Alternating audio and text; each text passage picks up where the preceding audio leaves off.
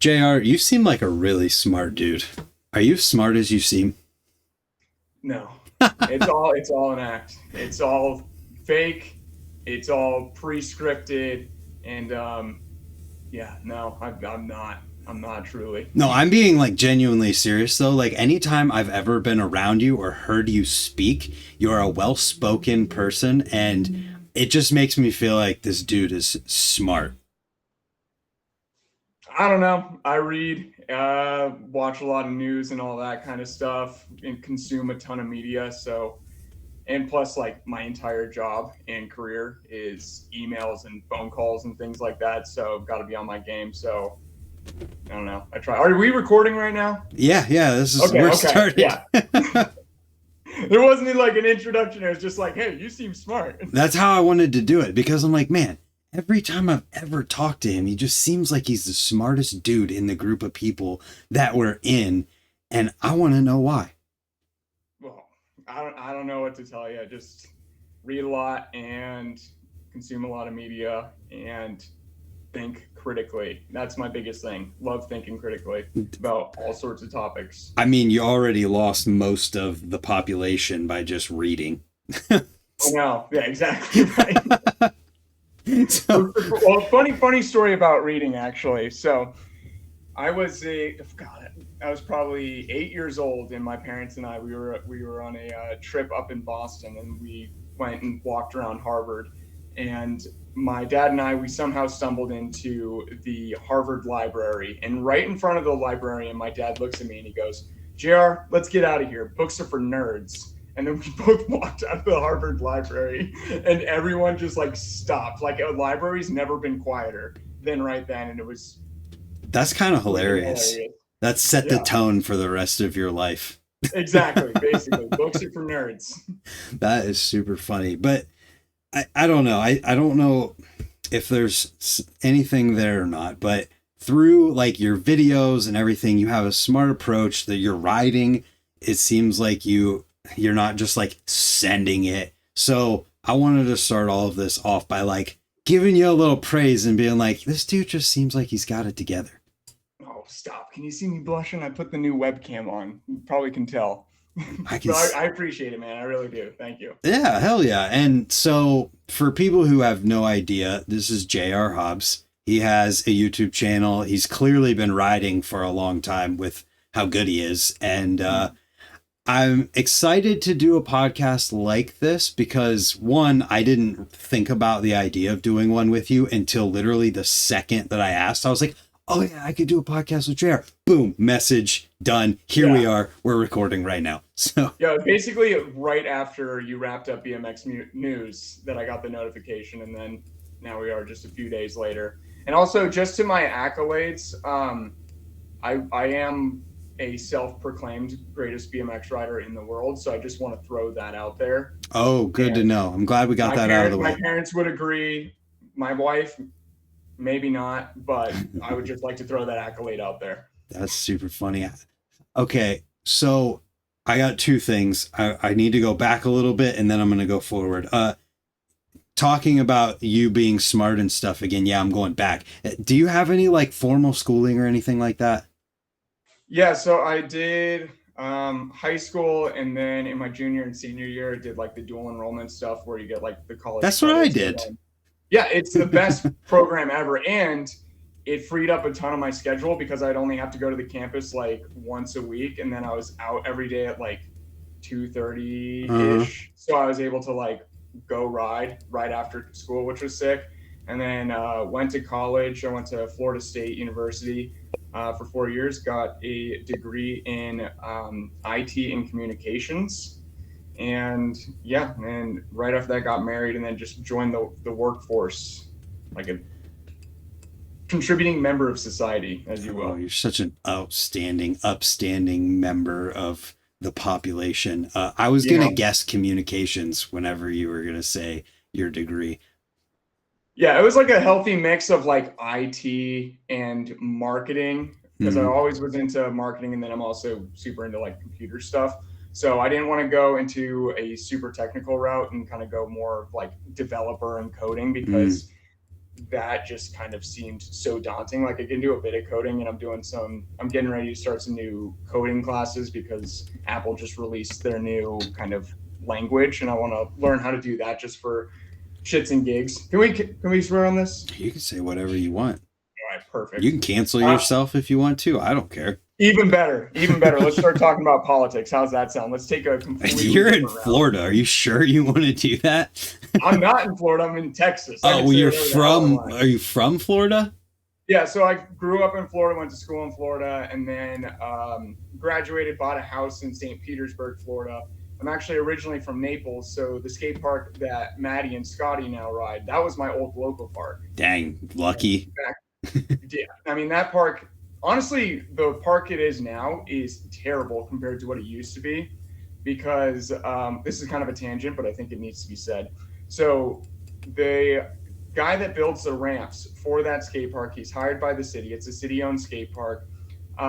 He comes there, he'll take apart stuff, take the good wood or like the old stuff, and then build something smaller, and then take what he took apart back home and then build his own like private stuff. So you just outed this guy publicly. Holy crap. Good. Yeah, because he's building a bunch of bullshit, in my opinion. Like the box jump used to be so sick. It had a bunch of different hips and transfers. There used to be like a big 6-foot quarter with like a roller on the other side so you could hit it all sorts of different ways. And yeah, he's just kind of trashed that skate park as much as possible just to like get paid, but then take the recycled stuff back to his place. Instead of like adding more stuff, he just kind of rebuilds a smaller version of what was there. This explains how you got really good at riding. You started at a awesome skate park. Yeah, that park was definitely helped formed my style of riding, and then the few kind of like local pros over there. Huge shout out to Mr. Brian Lacombe, if you're watching, who used to be a jerk to me when I was a kid, but I was definitely kind of a pain in the ass, probably ripping and running around. But yeah, that style of riding in the local scene was definitely the gyros, weight weenie type guys. So we'd always have sessions there. It was open on like Sundays, Mondays, and Thursdays. So we would always just meet up there and ride. But kind of pedaling back. So I grew up in Naples, went to school up in Tallahassee at FSU. There was no riding scene there, which was pretty difficult. Like it was basically myself and then a couple of guys that would come in and out of the scene. And then after that, moved down to St. Petersburg, Florida, and lived there for like 4 years or so. And then my wife and I, we just got tired of getting ready for hurricanes and being in a flood zone and just kind of Florida life in general. And we always had Austin in our sights, so that we just basically decided overnight that we were going to move, put the house on the market, packed everything up, and then we were here like two weeks later while the house was still on the market. And then fortunately was able to sell. And we've been here ever since for just over 2.5 years. And we love it. It's amazing here. Did you move to Austin because Joe Rogan moved to Austin? Yes. Yeah. Followed him. Absolutely. No, that's cool though. It's sweet that you're able to actually like just up and do that. Yeah, it was definitely pretty sketchy because we had like a savings account built up, and we thought the house was going to sell a lot quicker than it did. Fortunately, we got above what we paid for, so that was good. But it was definitely down to the wire at one point. But then we were basically good to go right after that. And then kind of during that time, my wife, she went and got her master's degree and did a year of school. And yeah, I'm working from home for the same company I was working for back in Florida, and it's been great. Dude, how sick is being able to work from home? It's good, but it's wearing on me, that's for sure. Like I do miss going into an office and kind of socializing and stuff and kind of getting out and about. But the flexibility that I have, especially in like a sales role, is unmatched.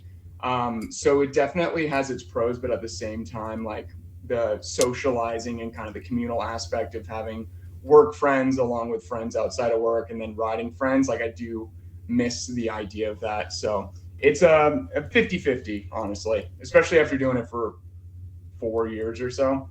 That's interesting. I don't know if I would have expected to hear that from somebody who uploads to YouTube quite a bit, rides bikes. in my eyes, like, yeah, I have that like missing of being social with people sometimes too.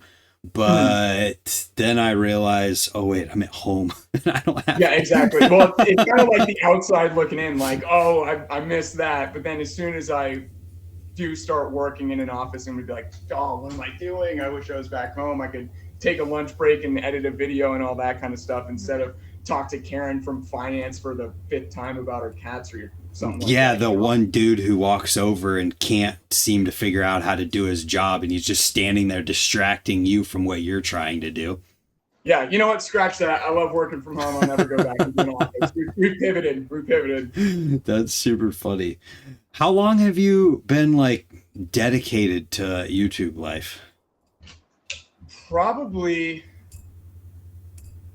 God, maybe like probably close to like 9 years now. I want to say Damn. eight or nine, I Really? think. I'm gonna Where I was like consistently starting to post. I think it's been maybe 7 or 8. I think. We're gonna fact check you live. Yeah, please do. Honestly, I'm gonna go over to my. Let's see. So your YouTube, you joined in 2011 with that, and your oldest videos are from 12 years ago.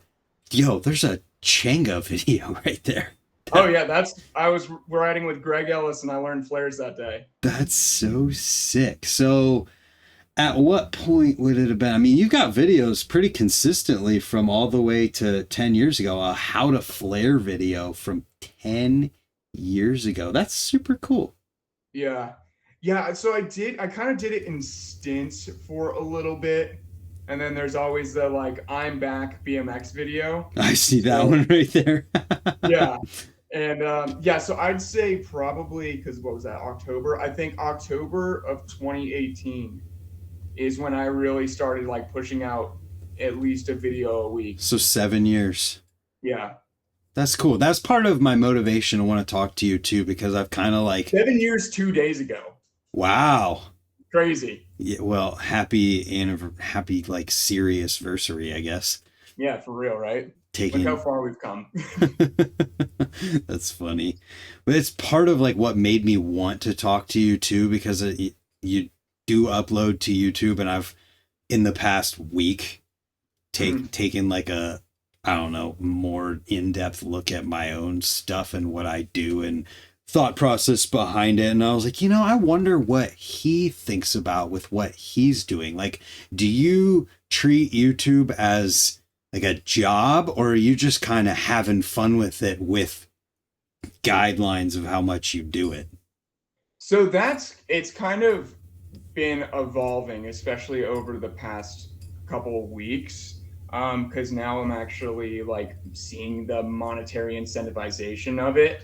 But before that, it was definitely a creative outlet and a source of, I don't know, it kind of gave me like a drive. So the whole reason I started like consistently posting on the YouTube channel is I tore my ACL right before like I think it was like 2016, 2017. I tore my ACL.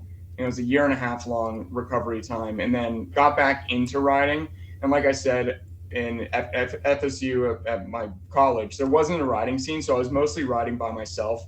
And I just kind of found myself really being like a big baby when it came to like relearning tricks. So then I was like, oh, well, let me just pull out a camera, because I already had a camera. I've always been into filming and editing and stuff. And that's why there was kind of like those sporadic videos for a while. And then I just kind of found it as like a source of motivation, because then it's like, okay, cool, I can learn a new trick and film it and be stoked on it, or I can fall down and have like a funny clip, So that kind of morphed into like, instead of having like a session with the boys, it was just like a session with me and the camera. Yeah. So then I knew, like, I kind of like adapted and made that, like artificially made that feeling of riding with friends, but it was just my camera. Yep. And then from there, like it was just gotten to a groove of editing and really enjoying editing and filming. And then it was kind of being more creative and making fun videos that I like. So where's it at like right now for you? Right now, I'd say probably 85% fun. Just go do stupid stuff, come up with a video idea, and then the other 15% is like a mix of compulsion as well as kind of like, let's see how big this can get. Yeah. Like it would be cool because like at the end of the day, I have my job in my career on this side, which I'm still actively pursuing and kind of moving up the corporate ladder, as they say. But this is cool, but I also, especially after tearing my ACL, I understand that it's kind of a finite amount of time where you're kind of like in your prime of riding, Mm-hmm. and being like a serious crash can really take you out and then take away your source of income. So I really just see it as more of a fun hobby thing to do because I honestly enjoy riding just as much as I enjoy like filming and editing, So especially when there's like a group of people around, that's the best. Like I'll go out and ride with like a tripod and my GoPro, and that'll be all right. But when I have like a group of friends, especially since the scene here is so insane, that's when I really get like that fun, energetic, and kind of rewarding feeling after a session. So yeah, I'm trying to think of how to phrase it. How do the people local there in Austin feel whenever you bust out the camera? Like, is there anybody who's like, oh my God, there's JR pulling out his freaking camera again? No, honestly, that was something, and it's still like something that I kind of work with. It's just kind of like the little bit of insecurity, like, oh, I'm just like a little vlogger guy at the skate park. Yeah. And even like today I filmed a video for Time to Shine, and there was a couple people at the skate park, and it was just me with the tripod and the GoPro, and just pulling out the camera and kind of setting it up. I was just like a little nervous. Mm-hmm. So that feeling is always prevalent. But as far as friends and the homies that are around, they honestly love it. Like they'll joke about it, but they'll be the first ones to ask to get a clip. Like especially like Matt Nordstrom, Brett Silva, like, and all those guys are kind of like the heavy hitters of the Austin scene. Like I kind of always just shy away the camera and stuff like that, but then they're always down to like film a video. Like we're going to be filming some stuff for Darty to do like a promo and stuff like that. And I asked Brett about it, and he's amped about it. So it's something that I'm typically pretty insecure of and kind of self-conscious about. Yeah. But in reality, everyone's stoked. Like they want to get clips in the video, they want to goof around and all that. So it's honestly pretty sick how like accepting everyone is of the vlogging lifestyle. Especially, I think what another thing that helps is, for me, my sense of humor is very sarcastic and very self-deprecating. So I'll easily just join in on the jokes about being like a vlogging guy, So it doesn't get to me. It kind of just like fuels like my kind of sense of humor. You watch Big Mouth? I watched a bit of Big Mouth, but then I kind of fell out of it, and then I kind of jumped back in. Coach Steve? Oh, yeah. Acting like Coach Steve, where someone's making fun of him, and he's like, yeah, well. I got the short shorts on. That was pretty good. Thanks, man. It's awesome to hear that people are accepting and embrace it and whatnot, and like you're going to be working with Brett and stuff for this jam that they have coming up in November to try and help promote it and whatnot. And I don't know, I feel like 10 years ago it might not have been the same type of thing, no. But it's definitely seems more accepted now. Like, how do you feel when the word vlog is thrown around? How do you feel about that word?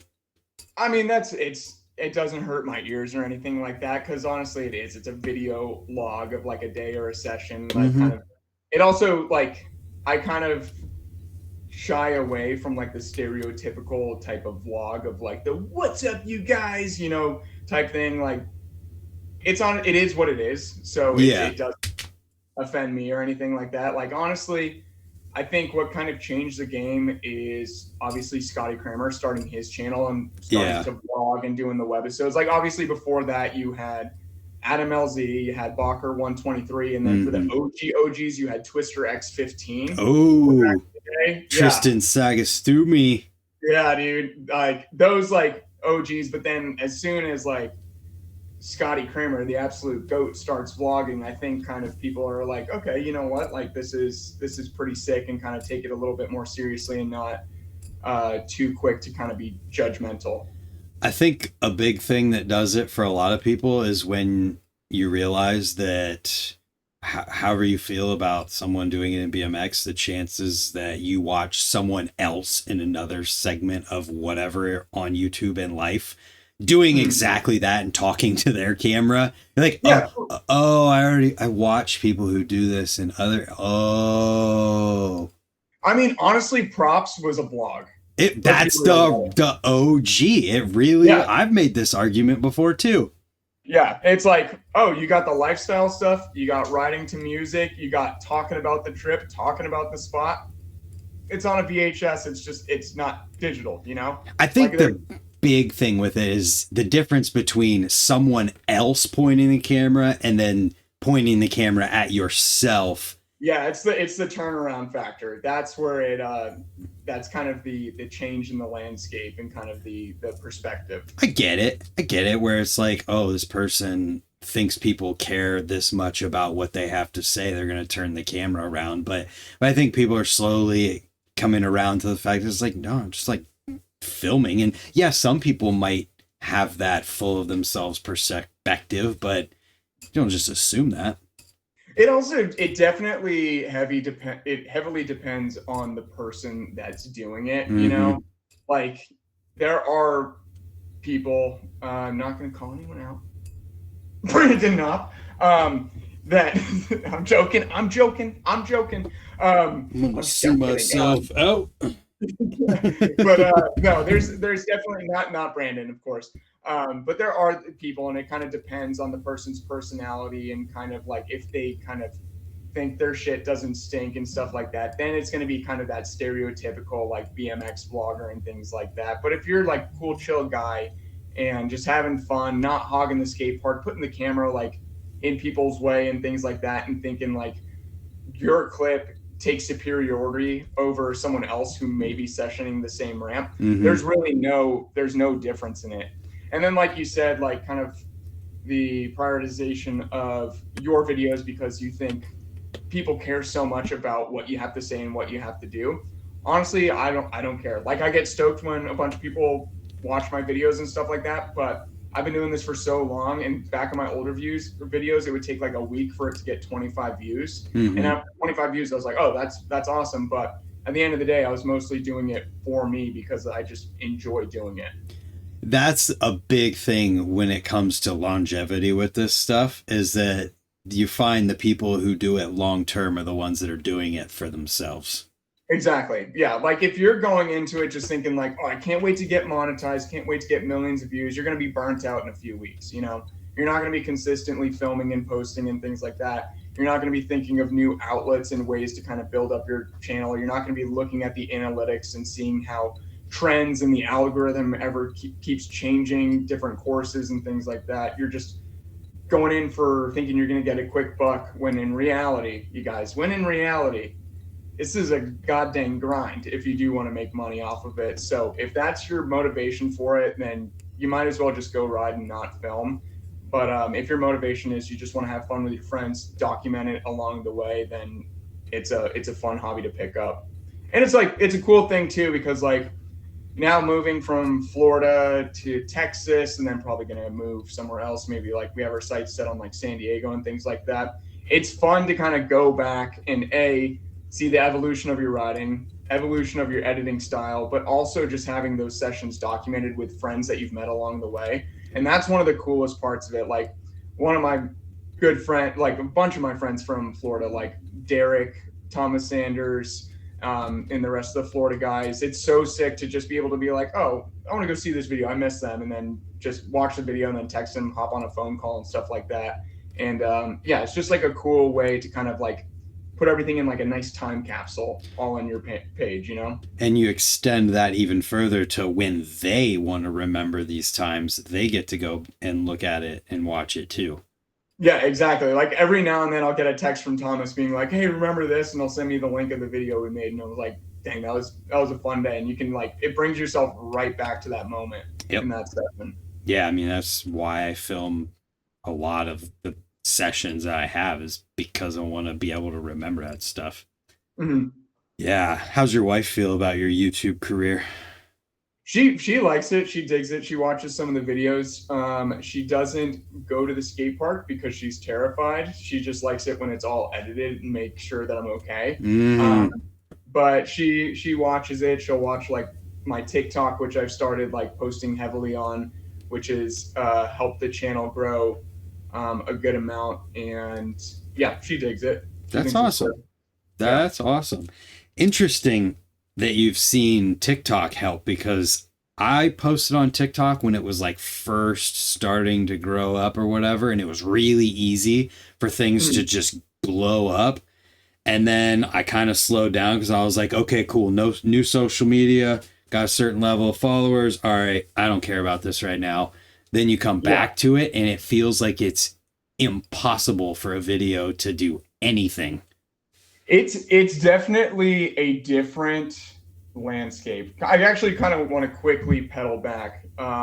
When my wife and I first met, we were in the same class because she was in the same academic pathway as myself. Hmm. She sat behind me, and on the first day of class, I was editing a video on my laptop in class, and I thought I was hot shit, like editing my tricks, and I was kind of like leaning over the side to be like, dang, this hot chick is gonna see me flipping and stuff. And then later on, she was like, "Why are you editing a video of a tiny bike?" You know. That's But so yeah, she funny. roasted my ass on it. But kind of going back to TikTok, it's the same thing. Like I thought like it was going to be like an instant gratification type deal where you can post your videos and then it'll blow up and it'll just like get a substantial audience off of that. So did that for a while. Then my TikTok got hacked and then I was kind of over it. And then I actually watched that Billy Perry interview on Unclicked. And then he was talking about kind of like using different social medias and how he uses TikTok and things like that. And then he mentioned the video he made that blew up of him just like putting his bike together into his bike bag, like how he travels with a BMX bike. So I was like, okay, let's test this. So watched his video, kind of formatted in a similar way that he did it, kind of filming style, editing style with the captions and all that kind of stuff. And sure enough, that one blew up to 1.5 million views, which is absolutely insane. Yeah. And I was like, okay, there's definitely something here. I think the content that you post on TikTok versus like YouTube shorts and stuff is a little bit different to be more informational and kind of like painting like a quick story instead of like, here's a bunch of clips I got, you know, where now it's because you're reaching new audiences that may not be so familiar with BMX that you really need to kind of like hand feed them the information on what you're actually doing instead of like just expecting for them to understand. Yeah. And I think that's also kind of translating and migrating into other social platforms. Like I think the days of just like finding a good song and then putting an Insta edit together is kind of on the way out, and more of the like, here are my 5 favorite tricks from the skate park. This was a cool hip to do a double bar spin on and things like that. I think that's going to be what really holds the audience's attention instead of just like raw riding with a soundtrack in the back. So how, if at all, have you thought about that with your long form videos on YouTube for when those people come over to your channel, and how do you keep them there because they're used to this short video with captions that's holding their attention, and then they come over to your channel? Like, is there anything you do to try and intentionally keep them there? Yeah, so 2 things on that. And then, guys, if you are thinking of starting a YouTube channel, pay attention because this has helped out a lot for me. He's saying First he's off, really good at this. no, I'm not, but it kind of helped a little bit. First off, I use TikTok to kind of vet what videos are going to do well on YouTube. So if one bombs on TikTok, maybe I'll delete it and re-upload it and see if the time changes. But if it consistently bombs, then I won't post it on YouTube Shorts because TikTok doesn't care like how much you post, the consistency, reposting stuff, deleting stuff, and putting stuff on. So it's a pretty solid gauge whether or not a video is going to do well. So if it does moderately well to really well on TikTok, then I'll put it on YouTube Shorts, because the YouTube overlords are very, very strict with their content and kind of punishing you if stuff bombs, but also rewarding you if you do really well. So that's kind of the intro of how I capture my audience with YouTube Shorts. Like, that's the majority of my new subscribers coming in and my views. So then that will then translate over to long form videos, because you're able to link the video that's related to the short to your long form video. So maybe they'll start watching that.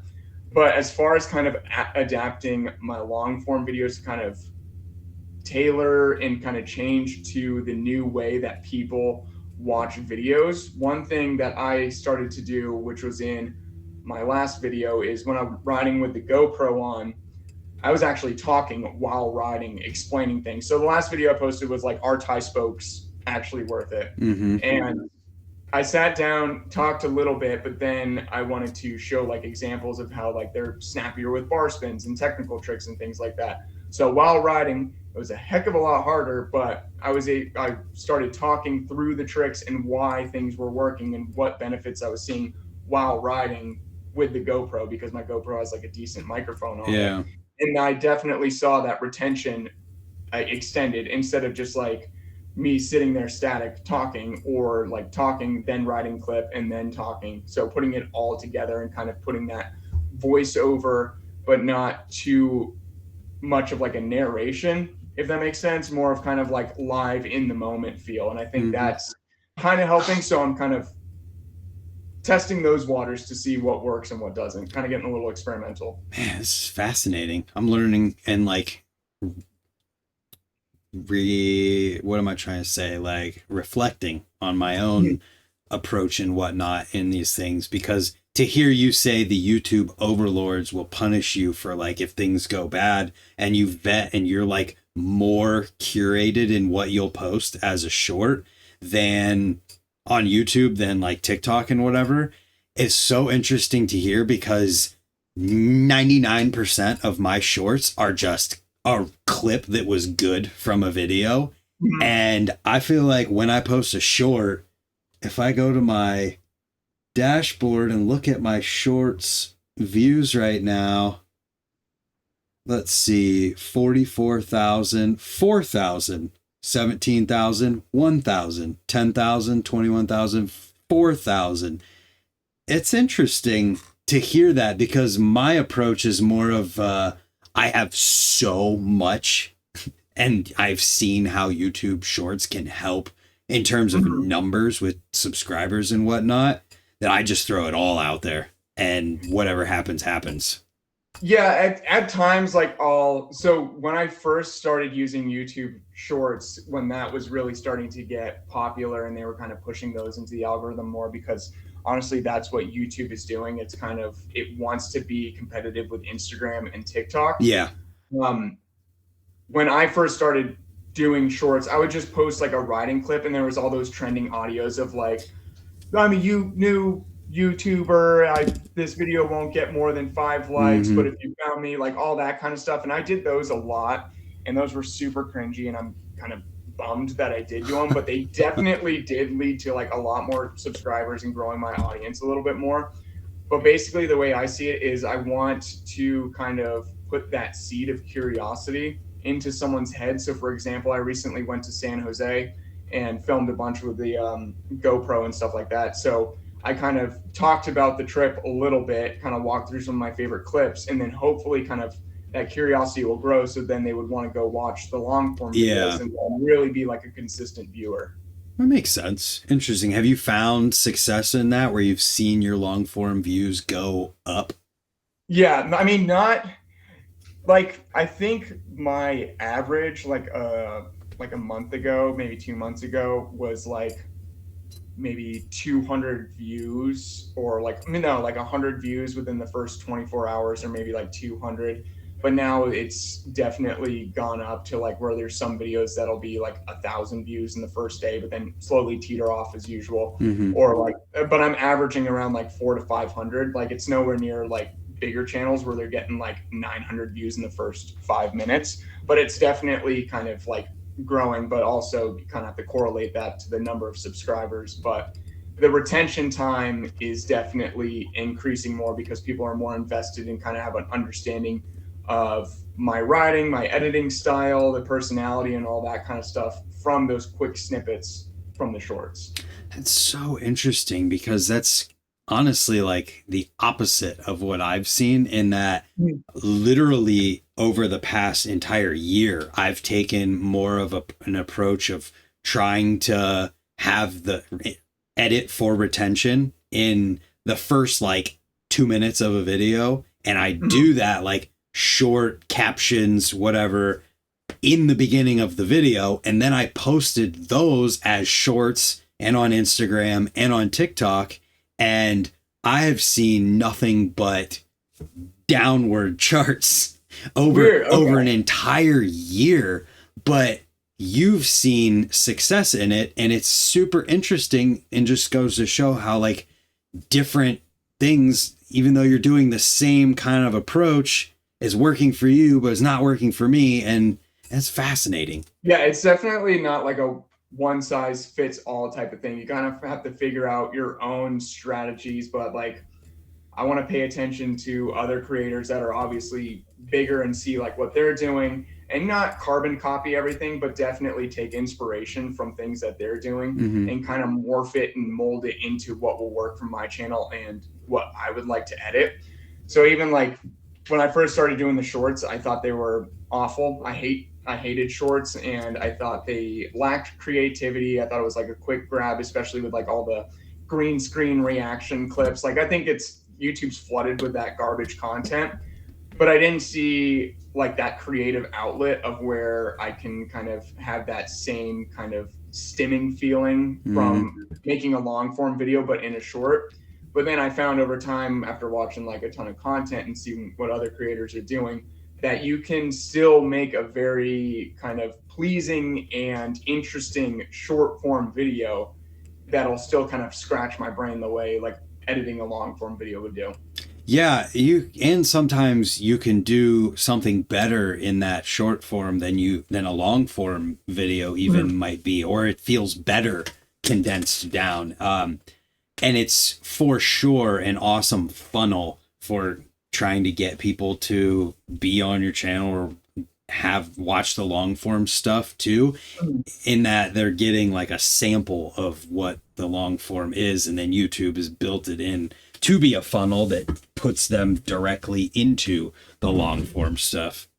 Yeah. And I think like in videos, in most kind of like writing videos, right? Like I see it as a story. Like for the most part, I just film a session or like, for the majority of time, it's a session, maybe trying new tricks, just kind of goofing around with friends and things like that. But there's only so much you can capture within a thumbnail, right? So you can have a 5-hour session, but all that's going to represent that session is one thumbnail. And it's got to be the best thumbnail you can put together, the most kind of visually pleasing, and also kind of represent what you're doing in the video, right? But with a short, and then through that video is multiple different stories, like different segments of like trying a trick. So for example, I'll go back to the San Jose video. I rode massive concrete skate park, also rode dirt jumps, tried a bunch of different tricks that I was really stoked on, went back and forth with things like that. That's all in one large video.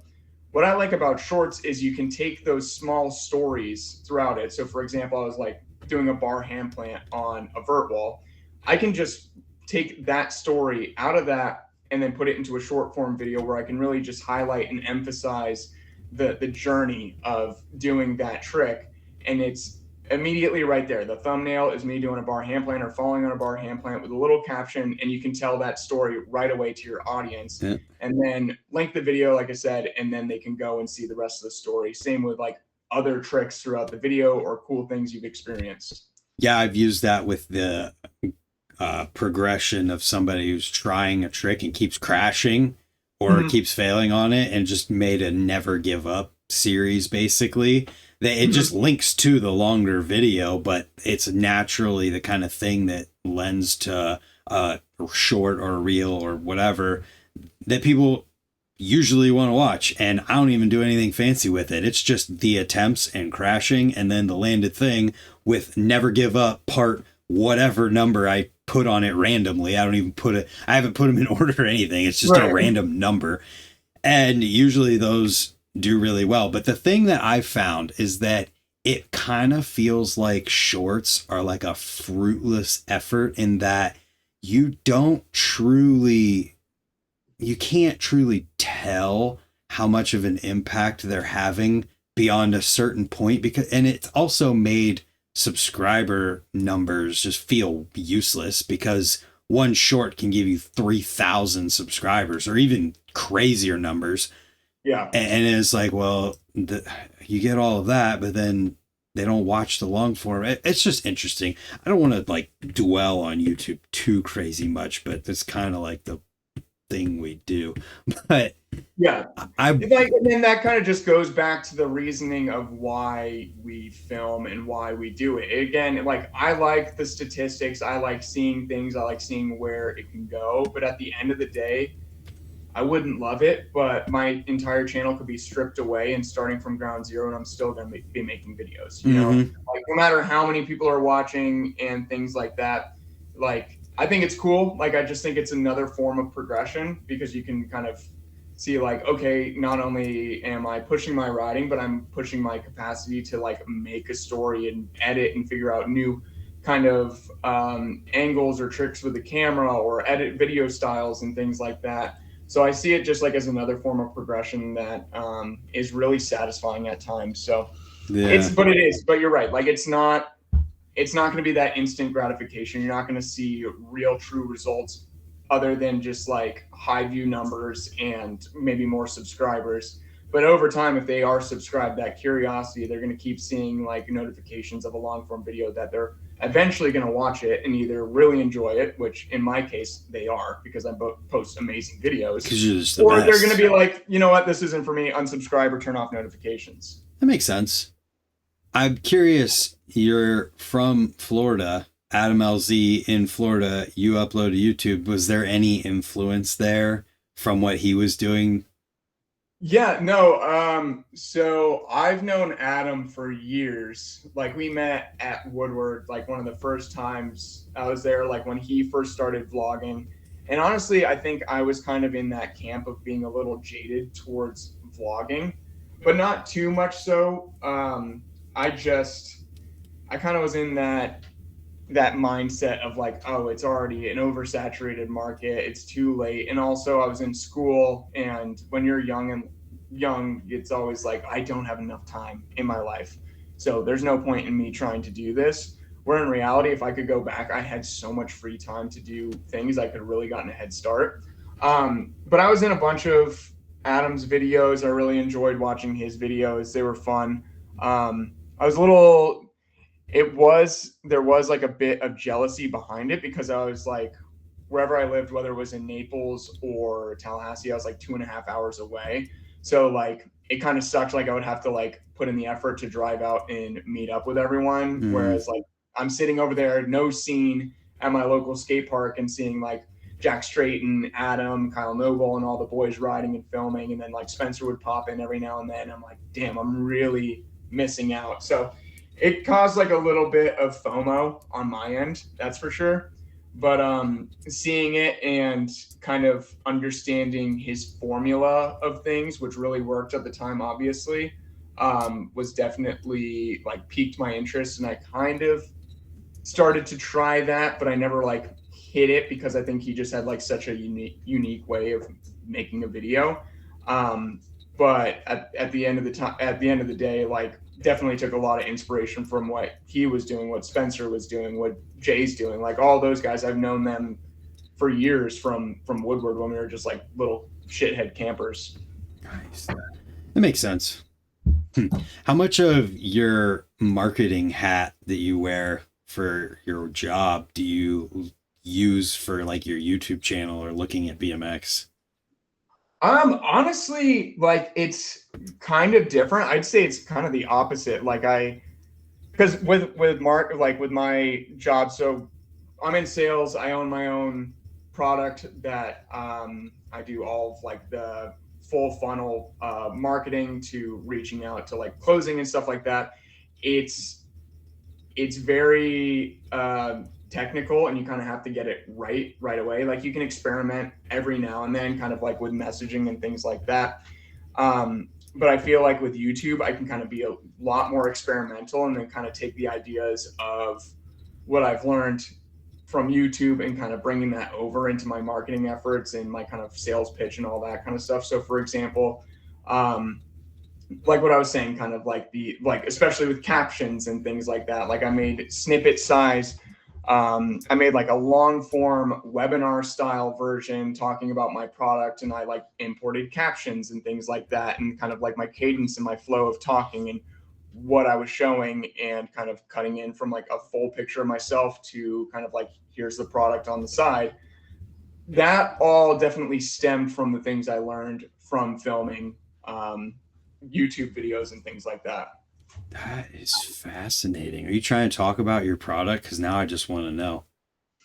So basically, hold on one second. My dog is licking the floor. I wondered if you were petting a dog. We got to see this. Look at this is one of them. This is Olive, and the other one's Olive. On the other one. Oh, go on, dogs. Come on. Don't get. So I worked for a company called Prometric, and they do certification and assessment services. So basically, a company will maybe have like a certification for a product, or kind of like to verify that you know how a system works, or you're getting your driver's license and things like that. The main core business is delivering those exams and creating the credentials and maybe helping develop those exams. So for a while, I was a sales development representative for them. So I was just reaching out to all these different nonprofit organizations that had certification exams and things like that, and just setting up meetings and then handing them off to business development managers who would then take it and then like sell the deal. Then I was moved over to a new branch for this company that was acquired by Prometric, and what they do is they own the English language portfolio. So their core business is this exam called the CELPIP General. It's an English proficiency exam. It's like 2.5 hours long, and is for immigration and academic acceptance, specifically in Canada and now Australia. And from that, they made a condensed version of that exam, 55 minutes, fully remote, and it's used for, specifically it was designed for like call centers and teams that were doing large scale hiring efforts but needed a quick and fast way to verify English skills. So I started out in that, basically own that product, and then through that I'm finding different verticals. So for example, one of the biggest projects I'm working on right now is with truck drivers and CDL licensing. Because of Trump, they're pushing forward, or not pushing forward, but they're really tightening down on English language proficiency for truck drivers. Like it's always been in the rule books, but it's never been fully enforced. But now they're talking about implementing and deploying some sort of English proficiency test to either get your CDL license or when you're applying for a truck company. And it's like, oh, look, it's like, this is the perfect product. So now that's my main pursuit that I've been working on and trying to get my foot in the door. I told you he was smart, everyone. I told you, and you didn't believe me. I knew it. I knew you were a freaking genius. I knew it. Well, that is fascinating. And so you're basically selling a digital product, and that is a crazy world to be in, because it's pretty bizarre. And then before that, I was in the multifamily real estate space, so like selling apartment complexes, and I was doing all the outreach and web blasts, and then eventually started doing some tours for potential buyers that were buying these massive like 300 unit complexes. Ended up being a very hostile work environment, and it was really brutal. Like I even got hit at work, and it was like working until like 3 a.m. So then bailed on that, and then luckily found Prometric and kind of have been there for a few years, and it's been great. Been able to travel a lot, which has been fun, and it's definitely kind of fine-tuned my skills when it comes to marketing, as well as kind of crafting like those captivating emails that make you want to set up an initial meeting and start a conversation to learn more about something and eventually deploy it into your workflows. Man, I would love to figure out how you could translate some of that into BMX and YouTube and even like the BMX industry itself, because there's no doubt that you're learning skills and things that could somehow cross over. But I think of it like the TikTok and the short form videos are basically your cold call, you know? Yeah. It's just that random email someone's going to get scrolling, right? They're going to see it. Maybe they'll scroll past it a couple times, and then there'll be another one. They're like, oh, let me finally check out this YouTube channel. Yeah. Like, I think it's kind of like the idea behind it is more related than we actually think, just because the form of media is so much different from like blank text or just like a random call on your phone compared to like a video. But I think the idea and the premise behind it is very, very similar. Because at the end of the day, what your sell is for a YouTube channel is getting a subscriber, maybe getting a membership, maybe getting them into your merch and kind of forming that and fostering that relationship. But it all kind of starts from them stumbling upon either a long form video or nowadays more likely a short form video on some sort of platform and kind of hopefully getting that conversion. Now, how do we use this knowledge and info to help people who are pro BMX riders or companies? Honestly, I think what it is, it's gonna be like, for example, like I think same as like the Insta edits and things like that. Like, I don't think the industry and then the audience are as motivated or moved by from seeing just like someone riding at top level with a good song behind it. I think you need to really form that relationship, especially if you think about it, like the different type of media that's been on the rise, and also for how many vlogging channels there are and things like that. I think what people really are going to value more is like the personality over the riding, you know? Like there's times where I'll watch like a channel with some of the best riders in it, right? But I'm not like connected to it because unrelated, like it's sick. Like, don't get me wrong, like someone doing like a flare double whip and all of that is amazing in a vlog. Like that's amazing. But it's not as relatable, right? Like it's not as attainable. So you don't get as motivated. Whereas someone who's maybe like a little bit above your skill level and is showing through with their personality, I think that's what's really going to motivate someone to be a bit more invested in what they have to say, and also the companies and things like that they're associated with. You know, because like back in the day, it's like, oh, Mira rides a Miracle. Like, I need that because he's the best ever. But then look at what happened with Adam LZ with Stranger, you know? Like, he wasn't the craziest street rider. Like, heck yeah, he was good. But he was definitely kind of like one of the best riders at your local skate park, not absolute pro. And he sold a shit ton of seats and frames, you know, and went straight to the pro team. I think that's going to be how companies need to kind of see where their marketing efforts go and kind of what they kind of get behind in the future if they really kind of want to make an impact in the market, especially for people who are new to BMX, you know? Because if we think about it too, like someone does a flare whip, right? Or a flare double whip. If it's a new BMX rider, they see that and then someone just doing a flare or maybe like a 540, like one trick is obviously exponentially harder than the other, but from their perspective, it's two insane tricks, you know? So if you have someone who just does like a flare double whip with the Beatles behind it, but then you have someone saying like, oh, I've been stressing out about doing this 540 air, I don't want to case my front wheel, does it a couple times, I think they're going to be more attracted and more interested in that person over the person that does like a slow-mo flare double whip. Just in my opinion, kind of thinking about like the new audience and the new age of what people want to see and how they consume media. 1, fully agree. 2, hilarious. You're using flare double whip as this unattainable example while you can do flare single whips. You know, hey, you know what?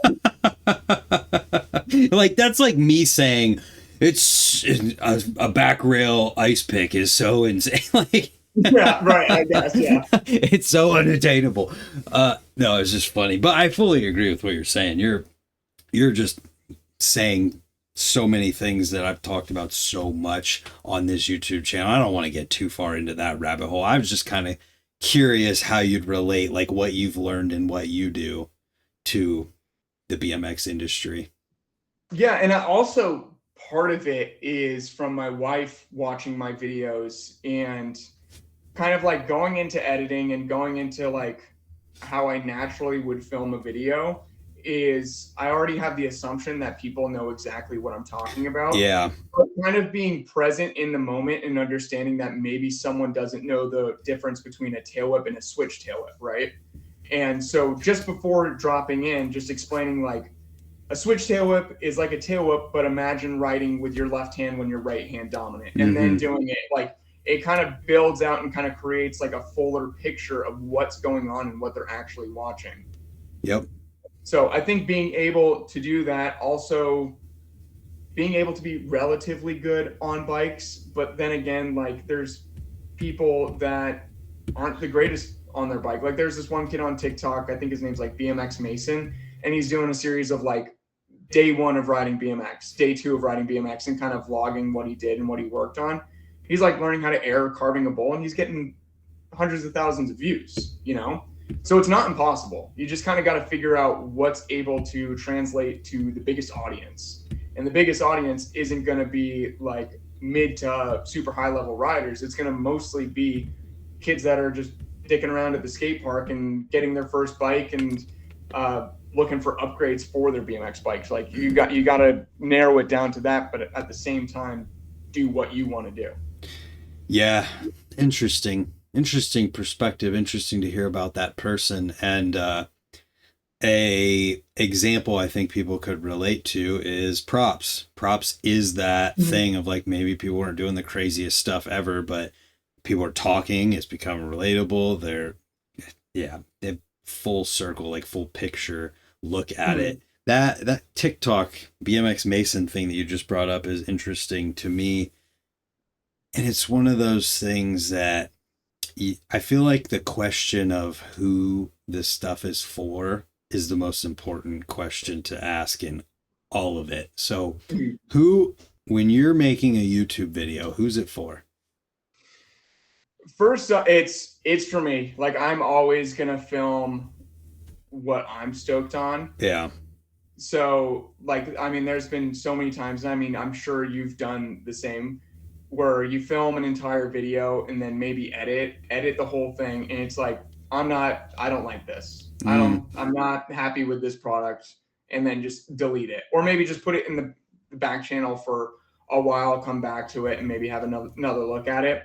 But first and foremost, I'm going to make the video for me because I'm the one riding. Like going to the skate park, I kind of have like a outline of what I want to do, what I want to film, what I want to try. Yeah. And then I'll kind of film the video around that. But at the same time, I do want it to be for the people who are getting into BMX. So they maybe can learn a thing or two from watching my videos, but also I don't want to ignore the people that are just as good as me or even better and kind of bore them.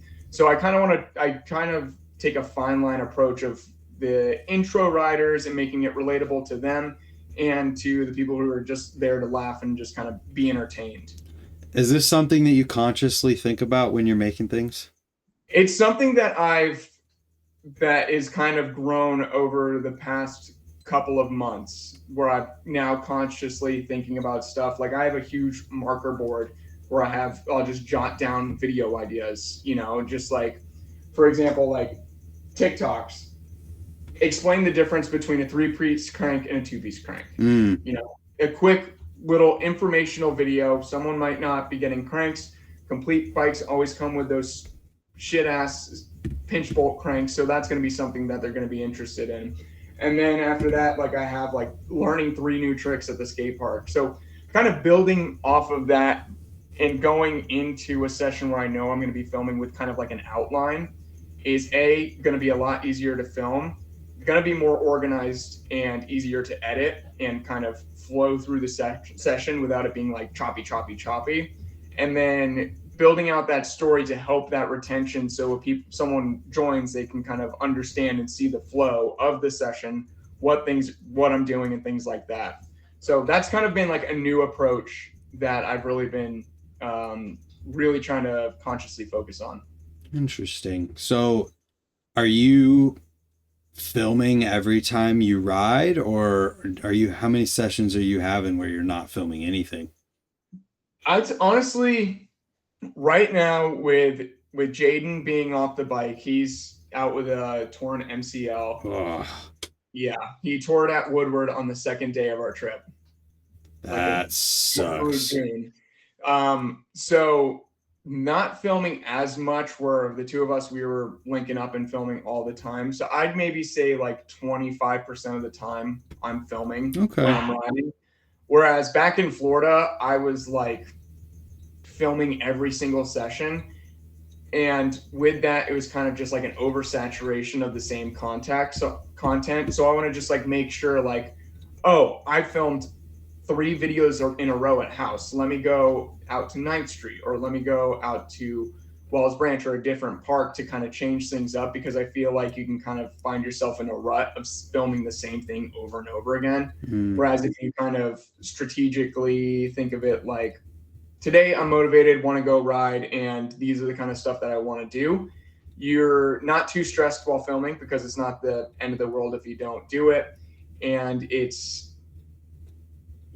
puts a lot less pressure on it trying to go out and film every time you ride, and you kind of lose that fun. And I did find myself in that kind of groove for a while.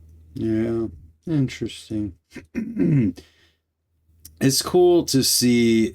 I don't pay attention to anybody on YouTube who rides BMX, to be totally honest with you. Like, I'll watch a Scotty video once a month, maybe. It's tough when you're so consumed in it, like when you're filming and editing like for hours on end, like the last thing you want to do is sit down, post a video, and then sit down and immediately watch someone else's, like of the kind of similar content. Like, so I totally get that. Like, I'll tune in to your videos, Scotty video, like Jay's videos from time to time, but I'm not like habitually watching BMX content all the time, because I just think it's an easier way to kind of burn yourself out. Yeah. So I totally get that. Yeah. I mean, you're posting how often? I'm averaging at least one short a day, like on weekdays, and typically like I'll take the weekends off, and then at least one long form video a week. Interesting. How strict are you with that? Are you like making sure that happens? Yeah, I mean, I get around like 7 or 8 days, but I feel like it's within that window. I don't want to go over like a 2-week long time, but if it is 2 weeks, like I make sure the next video is really good. But I'm not like banging my head against the wall if I don't make a video out there. Yeah. Huh. Do you have any goals for like what you are working towards with it, or is it just whatever happens? I mean, whatever happens would be sick. Like this past month alone has been absolutely insane. Like I've gotten 1.4 thousand new subscribers. Oh, sick. Compared to like previous months, it was like maybe averaging around 200. So it would be cool to get one of those play buttons one day, like Jay Dalton. He just passed 100,000 today. But I don't know. Again, like it could all be stripped away from me, and I'm just going to be making fun videos regardless. One thing I am working on is a video project. Like I want to make like an edit, because I haven't made one in years. So working on that currently with my buddy David. But I just want to make cool videos, honestly. Like especially with the scene in Austin, like I want to document like fun sessions at house, the darty in the ditch, going to Chase's ramp, riding the airbag at Jaden's. Like I just kind of want to like make people feel like they're at the session with us. Like that's the story. That's how I want a viewer to feel at the end of the day. It's like they're on deck at the skate park, hanging out, and just like a part of the crew. Hey, you definitely have an awesome resource being in Austin with how many people are in that area. And it's so cool how we talked earlier about how accepting people are of that. Because, Mhm. man, it could so easily just be like, oh, I'm going to leave when I see this camera. Yeah, exactly. One of the person that loves, at least from what I can tell and from what he said to me, is Casey Starling loves filming videos with me. That's Like sick. he is always, oh, hold on, my light's falling down. I wonder. He is always down to ride and film, but he's out with a broken thumb right now. That sucks. You kind of tilted a little bit there too. Something moved with your camera. Yeah, I think my, hold on, avalanche. Beep. Technical difficulties. All right, is that better? Yeah, looks great. All right, perfect. What's water your plants? I've been wondering this whole time. It's your hat. It's, it's just, I have a bunch of silly, goofy hats. It doesn't mean anything. Oh, okay. I'm just curious. I have a hat that it's one of my favorite hats right now, and it says "supper slut." Like, I don't know. I like a silly, goofy hat. What does that mean? Just a slut for supper. You like dinner time? I guess that's me, man. Yeah. No, I'm making spaghetti and meatballs tonight. I'm stoked. Yo, I Hmm. miss spaghetti. Yeah. Yeah, Wait, what did you cut spaghetti out of your life? I just try not to eat too much because like when you make spaghetti, you got to make the whole box and the whole jar and a half of sauce because No, no, no. You don't need to make it all at once. You can reseal. yeah, but that's not worth it because then you can have it for lunch and dinner for the next 3 days. And that's where I get myself in trouble Yeah, and eat fair enough. pasta for 4 days in a row. So yeah, that's why. My new favorite thing, or I have two new favorite things I make is mozzarella stuffed meatball subs. Been whipping those up, and then also just like because I'm in Texas, I have become a grill master for a rack of ribs, and those Yo, will last me a few days, and they are delicious. Just slow cooked in the oven with some local sauces, and it is gas. yo, when you come to Ohio, you're gonna have to make some ribs. Oh yeah, get I'll that oven preheated, baby. I will provide the ribs. I'm not gonna say what I was gonna say, and the meat, Yeah. and you can make it. Damn, now you're making me hungry. Yeah. So, like, what's some of your favorite things about riding and living in Austin? Because I've heard so much good stuff, but it'd be cool to hear from your perspective. I mean, just the scene alone is because I feel like I went from polar opposite ends of the spectrum. Like in Florida, like before I say this, I just want to say like I love everyone there. Like the scene was pretty good, but it did get pretty clicky at times, and there was drama. And also, the skate parks were just pretty spread out, and there's actually a lot of skate parks that were strictly no BMX, like Yeah. all over Florida. So that was a pain in the butt. And to kind of like go to a different skate park, it was at least like a 45-minute to an hour drive. And even then, it was like a smaller park. Yeah. Whereas like Austin is you have so much to ride. You have House downtown, you have Pflugerville, which is 25, 30 minutes north, and that's an easy drive. There's a mini ramp across the street from my apartment complex. There's the pump track and like Street Plaza 5 minutes from my house. Like there's so much to ride everywhere. Like Chase Hawk's place is 40 minutes from me, and then Jaden's right by there with the airbag. So just like the amount of stuff to ride, including dirt, which is a great change of things, is amazing. But also just like the people here are just so sick, and the consistency of just like solid sessions at house alone is amazing. Like when now that it's starting to cool down, like starting at like 5 or 6 o'clock, there will probably be like 10 to 15 people at the skate park, That's like every sick. single night. So that's amazing, and that's a huge change of pace. And it's everyone from like my homie Kyler to Tommy Biker Tommy to Brett, Jared Duncan, Julian Artiega, and all those guys, like all just kind of mixed together, just having a killer session. And no one has one thing I've noticed, which I was kind of worried about, like coming into it, kind of relating back to people being weird about vlogging and all that kind of stuff. No one has any type of je ne sais quoi, like like any, they're not stingy, they're not snooty, like no one like thinks their shit doesn't stink. Like everyone's super chill and down to earth, which is it was a huge relief first off, but also it's just great to see because it only makes the scene that much stronger, because like little kids that are learning how to ride through my buddy's Action Sports Academy, they'll ride and then they'll ask tips and tricks from me and then like all the rest of the homies that are around, and no one's going to just kind of brush them off and be like, get away from me, or like, hey, I'm sessioning this, get away, you're bothering me. Like they'll drop everything they're doing and be like, yeah, let's teach you how to jump out of the quarter pipe right now. That's great. So that's huge. It's super refreshing. And yeah, the other thing too, just like events going on and how active the scene is, like with Darty and people just wanting, like I'm in a massive group chat with like 40 people and they're always just like, hey, where are we riding today? Where are we riding this weekend? Like, let's get a session in. So that's huge. That's awesome, man. Hell yeah. And how much that's makes it easier to feel comfortable filming and stuff, dude. Oh, for sure. Yeah. To this day, I don't care where I am. If there is a single person at the park, I feel weird talking to the camera. Yeah, no, and then that's what I was saying. It's just kind of like that self-conscious little like, ooh, I don't want to put out my camera. This is so embarrassing, you know? But like at the end of the day, like the worst case scenario is they're gonna talk some shit. But think about how much fun you're gonna have filming with the people that do want to film that are there, and then they're just gonna look like an ass at the end of the day. Yeah. Yeah, that's so cool.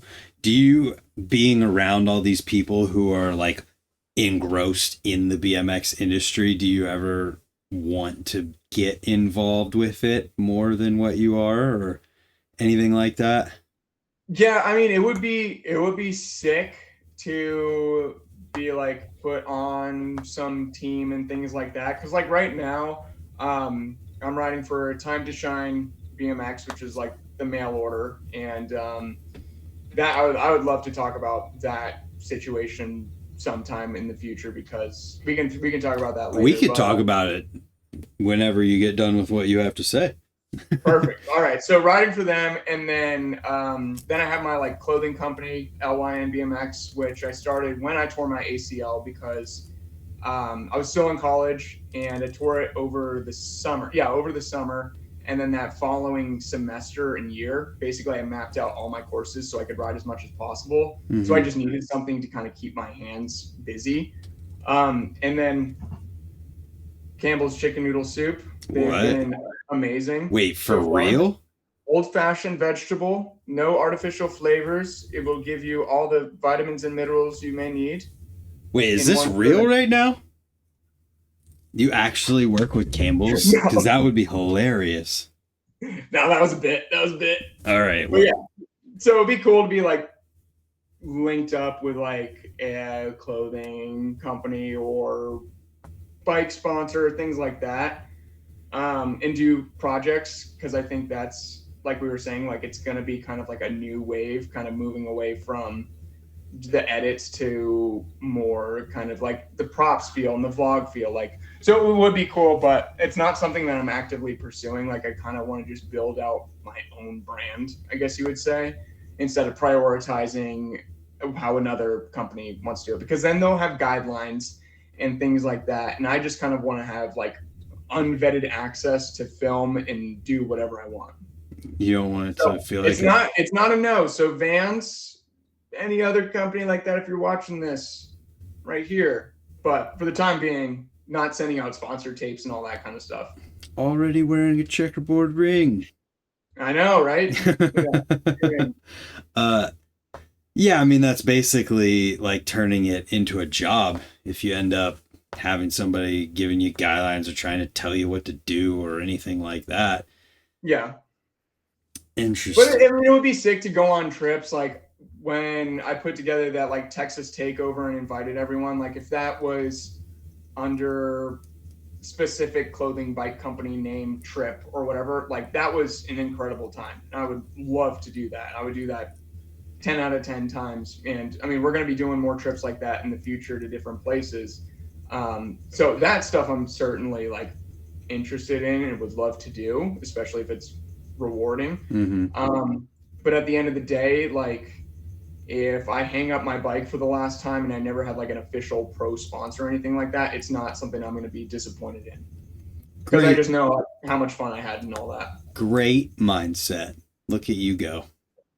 And again, it's going into if you're starting a YouTube channel and your main goal is to get monetized, you're going to get burnt out. It's the same kind of like, in my head, the same mentality and mindset right there. Like if you're going just to get sponsored and be like a professional rider and all that, you're going to get burnt out, and it's going to be a lot harder. And I don't think companies will recognize, like, you're going to have that talent regardless, right? If you have the drive that's like naturally in you, but if you have that drive along with just like your sole motivation is getting sponsored and making a ton of money, like you're not going to stand out as much as your talent mixed with someone who just wants to have fun, meet a bunch of people, and do cool shit. You better be ready to have it be a job, because if your end goal is for it to be your job and how you make money, well, then you better be ready to treat it like one and keep it one and fully have the fun side of it be a bonus, because it's like you think you're busy now, you're going to be flooded with work and things that you do. Like it's not just like I've seen like Casey, for example, just absolutely battle for a clip. Like, hell yeah, so stoked on you. You're sending it. You're an absolute animal. But like, that's what you have to do. And that's what you have to be ready to do. So like, yeah, I'll battle out tricks for a while. Like I was at Chase's ramp filming for my video, and it was 2 occasions and walked away with nothing, where I was trying to flare whip one of the quarters out of the line and just got smoked like 15 times and didn't get it. And then there was another trick that I'm going to be going back for again, hopefully in the future, which will be the banger. But like, I like the sense of like putting in that work and having that battle, but I don't want that to be like a super frequent thing. Like I want to learn tricks and do fun stuff, but at my own pace, because at the end of the day, like I have my 9-to-5 job, which takes priority over BMX stuff, because that's what kind of keeps the lights on. Man, I wish my brain would let me do that, but if I start something and I'm starting to try a trick, I cannot stop, even if it's 4 hours until it's landed. It doesn't matter, and I'm just not even happy going to the skate park and doing 100 tricks I can already do first try. Yeah, no, I mean, like, don't get me wrong. Like, I had to pull myself away from the flare whip. The other one I broke my finger doing. I already had my finger broken, but I didn't know, and like really broke it. Now it's got like that. Whoa, what's going on with that? Why are you flipping me off? But I had to pull myself away from the flare whip because I was just getting smoked, and it was getting to a point where I was just so cooked that I like couldn't do it anymore. Yeah, and that's the thing. Another thing that I love about riding is pushing yourself until you land it. So like, I love that battle, don't get me wrong, but I don't want that to be my sole focus, because I feel like that strips away some of the fun. Like I try to do in each video, depending on what it is, like a trick or two that is kind of out of my wheelhouse or is a little bit scary. But I don't want to put all my time and effort into one trick, you know? Yeah. And I mean, sometimes I will, like, hey, I'm going to film the process of me learning something, you know, but then that's kind of like added stress. So yeah, it's kind of like a balancing act. Have you ever ridden yourself into, or tried a trick into complete physical exhaustion where you couldn't like even try it anymore? Yeah. What was it? Well, a few weeks ago, I tried to film a power hour, just like 10 tricks in 1 hour, and I ended up passing out from exhaustion. Whoa. And luckily the cameras were rolling. So I got from the behind the back shot from the Panasonic, and then my GoPro, just me like slouching over. So that happened because it was supposed to be like 90 out and it ended up being 98. Oh my God. Yeah. But that ain't good. Yeah. What's up? I said that ain't good. No, it wasn't good at all. But my first whip to foot jam whip was 7.5 hours straight. Oh my God. Yeah, I started at 10 a.m. on a Saturday, and this was up in Tallahassee at my school, and I would do like 2 hours or whatever. Cameras would die, run back to the apartment or go into the car, charge up the cameras, go back, refilm until I landed my first one. It was my first day trying them, and the first one I landed. Oh my God. So god dang long. Yeah, so how'd you feel like physically about an hour after you landed it? I was it was like 10 o'clock at night. I just went back to my apartment and passed out, and next day my legs were on fire. Oh my God. Those are the times where I'm sore for like a week. Yeah, no, for real. That's like insane. After I got back from Woodward, I was cooked. But sometimes, like, I try to like strategically think out what tricks I want to do and kind of treat it like building blocks. Like, I don't want to do like a full send because I'm still very like over conscious about my knee. Like, that's just something that's in my head forever, because the idea of being out for another year of no riding isn't worth it at all. So I'll strategically think of like things that are kind of in the realm of possibility, also thinking about like how I'm feeling, like how energized I am, how kind of like physically fit and in the moment I am, and then kind of decisions based off that, because I don't want to risk everything and then just like be out for a trick that I tried that might have been a little bit out of my wheelhouse. So I kind of go with like a tactical approach of like what is within my realm of possibility, instead of just like I'm going to send it no matter what, you know? I think a lot of people have that approach, and the ones who just send it no matter what, there's a reason why Zach Gerber is kind of the lone wolf who's still seemingly just like fine after doing the craziest stuff anyone's ever done. Yeah. I didn't, for anyone who's calling me on the time to shine conversation that I said we would do immediately following your point, I didn't forget. I just let the conversation where it went. Naturally, just following it where it goes. Yeah. Anyways, tell me about this time to shine thing, because to be totally and completely honest, the only things I've ever heard about time to shine are all of the negative things that are online about them. And that's exactly what they were, but I was never fully in that. So it was recently acquired. So there's a new owner.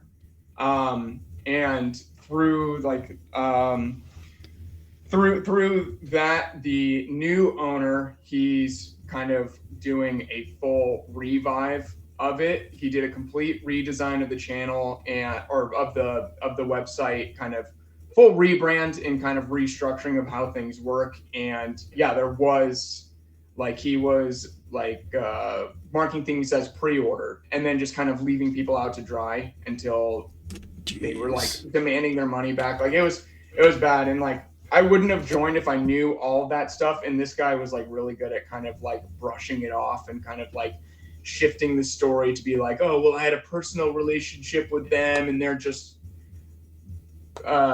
mad or something or other, and just kind of like very snake oil salesman. But this new guy just wants to make it like a off the shelf, like a BMX general store, like a trustworthy place where you can go to and find the essentials, specifically complete bikes from entry level, like elite BMX, all the way up to like United and Sunday completes that are like fully kitted out. And the way that he's kind of rebuilding that trust is through the website. It's all connected live to the distributor.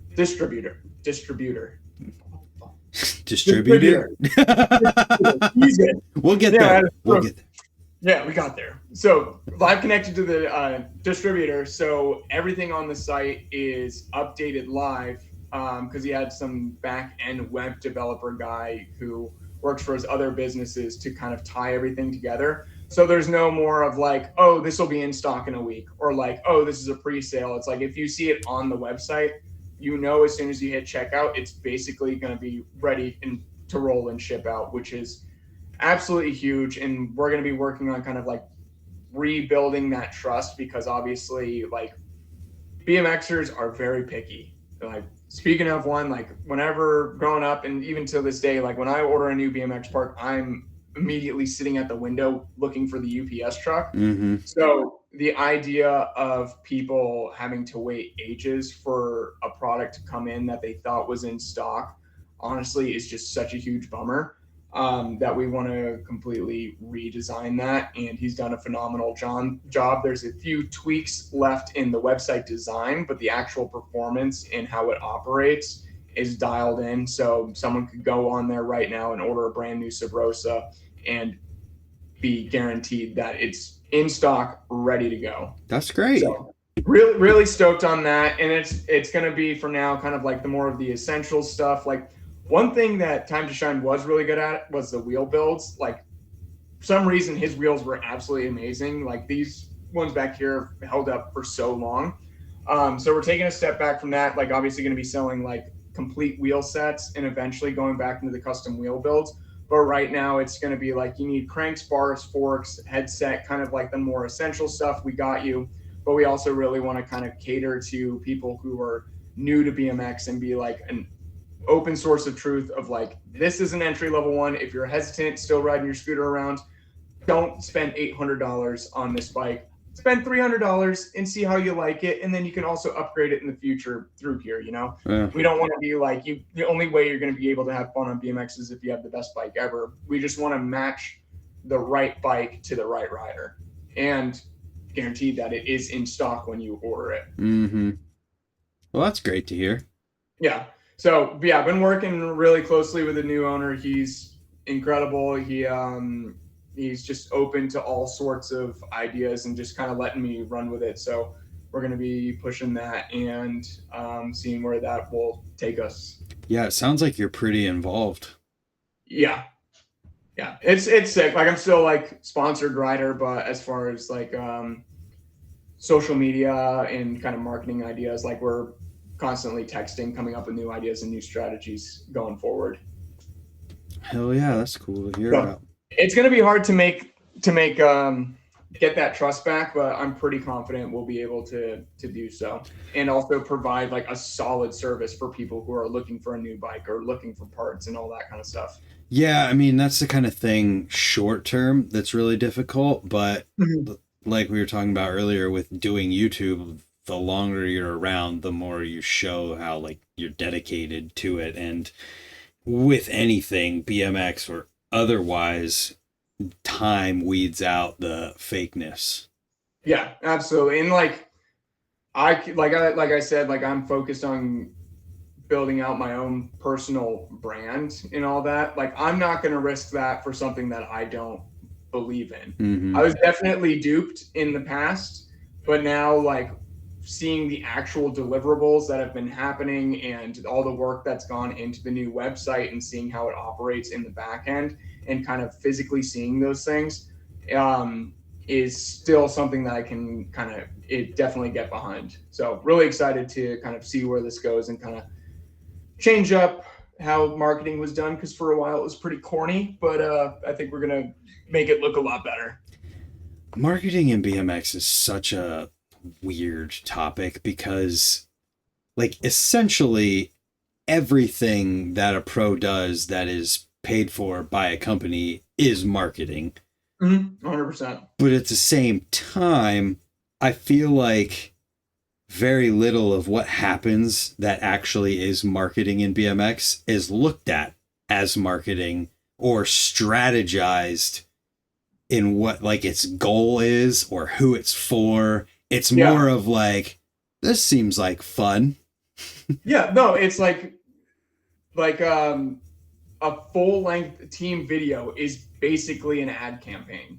For, you know? And who's that for? People who are going to watch it within BMX. Chances of that reaching outside of that, very, very slim. I mean, like getting into BMX, like I think it's a lot easier now because of like every phone has YouTube, but like for me growing up, I only had Sunday Up and Away and Shadow Into the Void, and those were the only two BMX related videos that I had. I didn't even know how to like search what to look for on YouTube for a BMX video. It was just that, And I think those are two like classic DVDs to kind of base like the start of like my BMX journey. But again, kind of for the intro kid, they're not going to watch Deadline. They're not going to have any idea. They don't even know how to find it.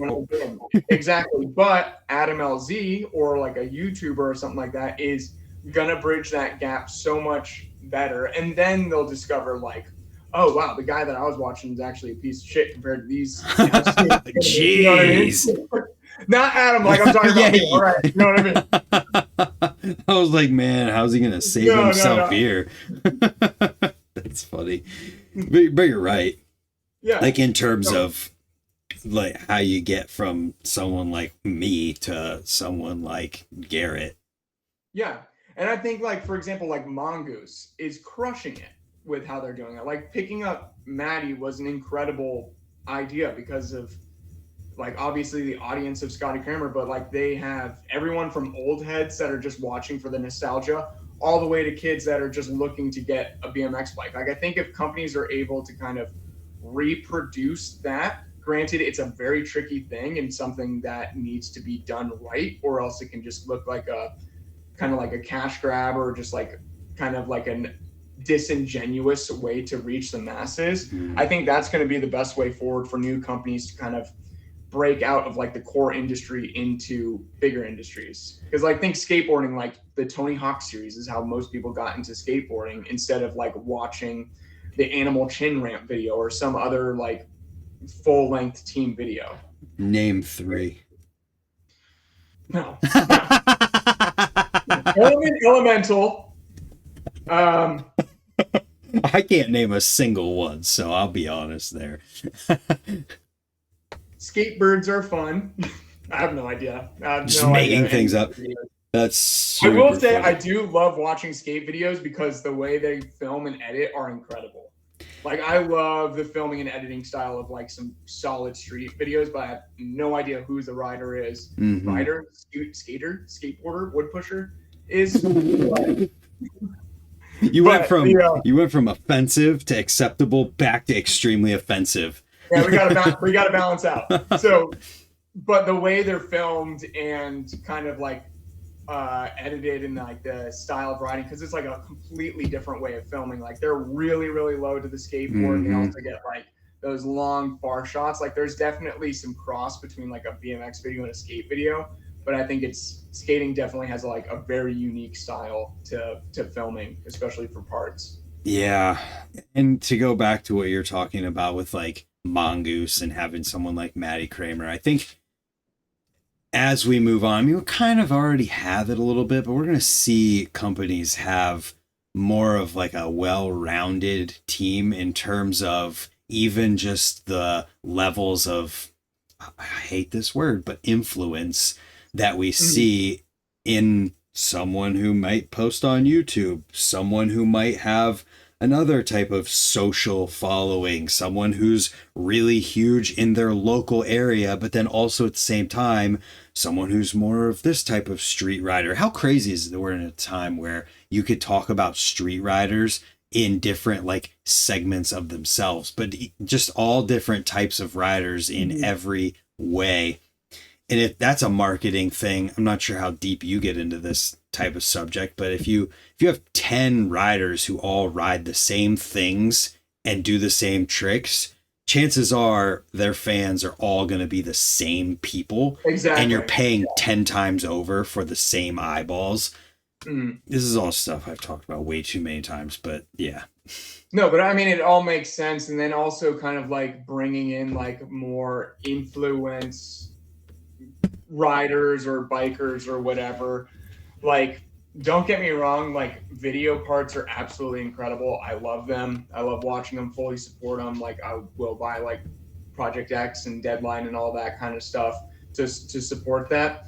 But if you think of just views alone, like someone's channel will generate far more views than this video that took years to film, and will kind of, I mean, over time, it'll continue to grow, but just like the consistency of new content and the views associated with that, and then kind of the views from then going on to the brand itself, just in a marketing point of view alone is way more valuable than a video that took a year and a half to film, and that's really well edited and has the top tier writing. But at some point, you got to count about the numbers, because again, it's all about the numbers and the influence that can be brought from those videos. You just lost everyone because you said the truth. No, but you're right. And it's tough. But like Tyler Fernangle, for example, right? Like, pro rider, amazing rider. He's making the very relatable content, going for the sessions, just pumping out solid content all the time. Like, I wouldn't be surprised if he starts picking up not only bike sponsors, but just random companies, random brands coming to him to represent their products, because that is on paper more valuable than a video of someone doing a double backflip over a school bus on fire that will tap out at 500,000. Where if you have someone that is consistently making videos and getting more and more views, over time, that's going to be way more valuable to a company. And that's part of the concept that I was talking about, of having people of all different areas with these types of things. I don't want to dwell too much on I just want to put a disclaimer. I just want to put a disclaimer in case any guys want to start hating on me, all right? In an ideal world, long form project video from a team going on a trip, in an ideal world, I want that to be the perfect marketing campaign or whatever for a company. If we're talking about reality on paper, what's going to generate revenue for a company, in my opinion, that's not it. Again, I wish it was. Yeah. But in today's day and age, today's viewer, today's consumer, it's not it. Harder to find. People don't know the relevance, so someone coming new isn't going to be able to find it, or is going to have a tougher time finding it and kind of knowing the context behind who the riders are and all that kind of stuff. And B, the frequency and how likely eyes will get on it and how relatable a video will be is going to be far more valuable than an absolute team of the best riders doing everything they can to produce the best video they can. I'm sorry to say it, but it is true. And it's not wishful thinking on my end. I wish it was the other way around, but I think it's just fact. And the way I would follow that is by saying, if we understand that, and go into that with a purposeful mindset of, okay, we do what we have to do so that we can fuel the fun side of it, because there's always going to be a place for full length videos or edits that take years to do. And I've been preaching for months now lately about it would take you a couple hours to have a pro do the type of video you're talking about that can make the personal connections and whatever, and have the company be the one that does that and puts it out on their platforms. It would be awesome. So then you don't have to feel like it's this fake thing of all right, I guess we have to pick up a YouTuber.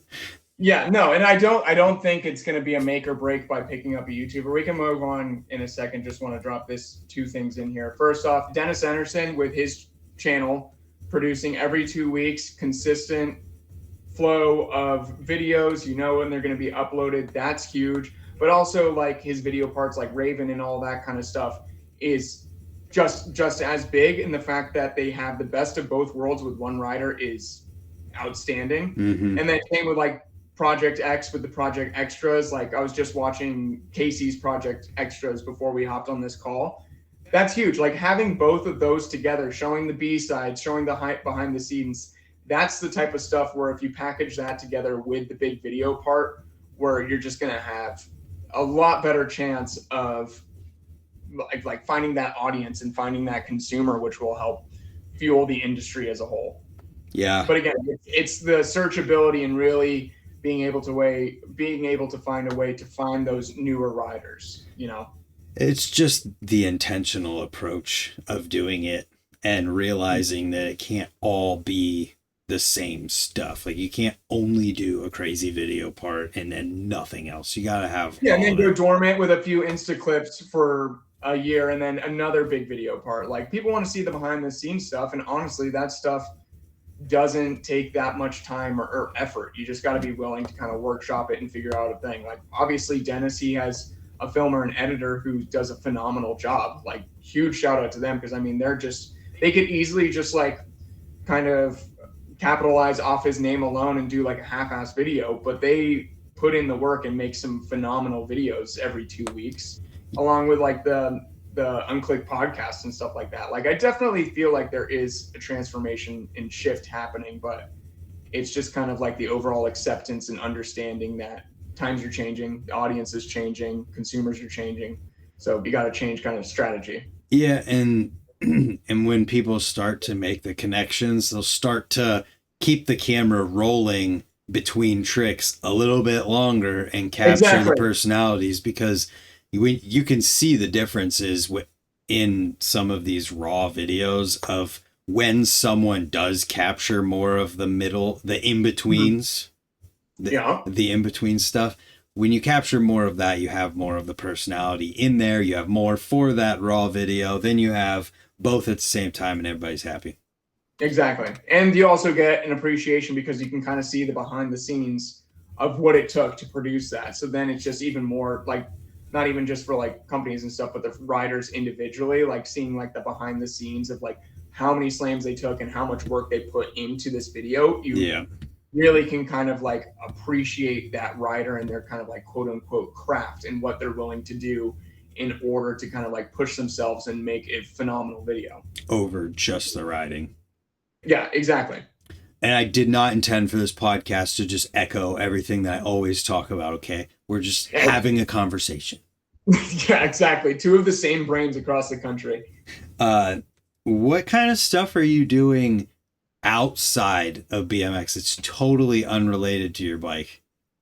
I've started doing a bit of what is it called? Like contracting work, like video contracting work. Like freelance? Yeah, doing some freelance stuff for a guy who's starting up a like sports dog academy. So doing like his filming and editing. So which has been cool. Other than that, honestly, just exploring Austin. We have so with our two dogs, we're in like a super like pre-planned community that's super walkable, and there's multiple dog parks in the area, and we have like a ton of friends that have dogs. So hanging out with them, going to like bars and restaurants, and coming over here and on Tuesdays watching Dancing with the Stars, which is pretty sick. Whoa. So yeah. Domesticated. Yeah, just like living my best dink life, you know? That's funny. So sounds like you mostly ride bikes. Do you have any other hobbies? No, not really. I just like riding bikes, dude. Nothing wrong with it, man. I mean, I'll play Xbox here and there. Battlefield 6 just came out, so been running that pretty hard, but that'll be in waves. It's for people who are in the Midwest or northern states, it gets cold, and that's Call of Duty season. Yeah, fair enough. I mean, we have the opposite. Like last summer, it was like 40 days of it being 100 plus. Like 40 days straight. Like it was brutal. Like we have seasonal depression, but it's during the summer because of how hot it is. And your electric bill. Yeah, no, our friends, they just moved from their rental because in July their electric bill was $500 because the house was so inefficient with how the AC works. Bro, that's insane. Yeah, gnarly. But we're in like a energy efficient apartment complex, kind of tucked away in the corner. So our energy bill is pretty chill.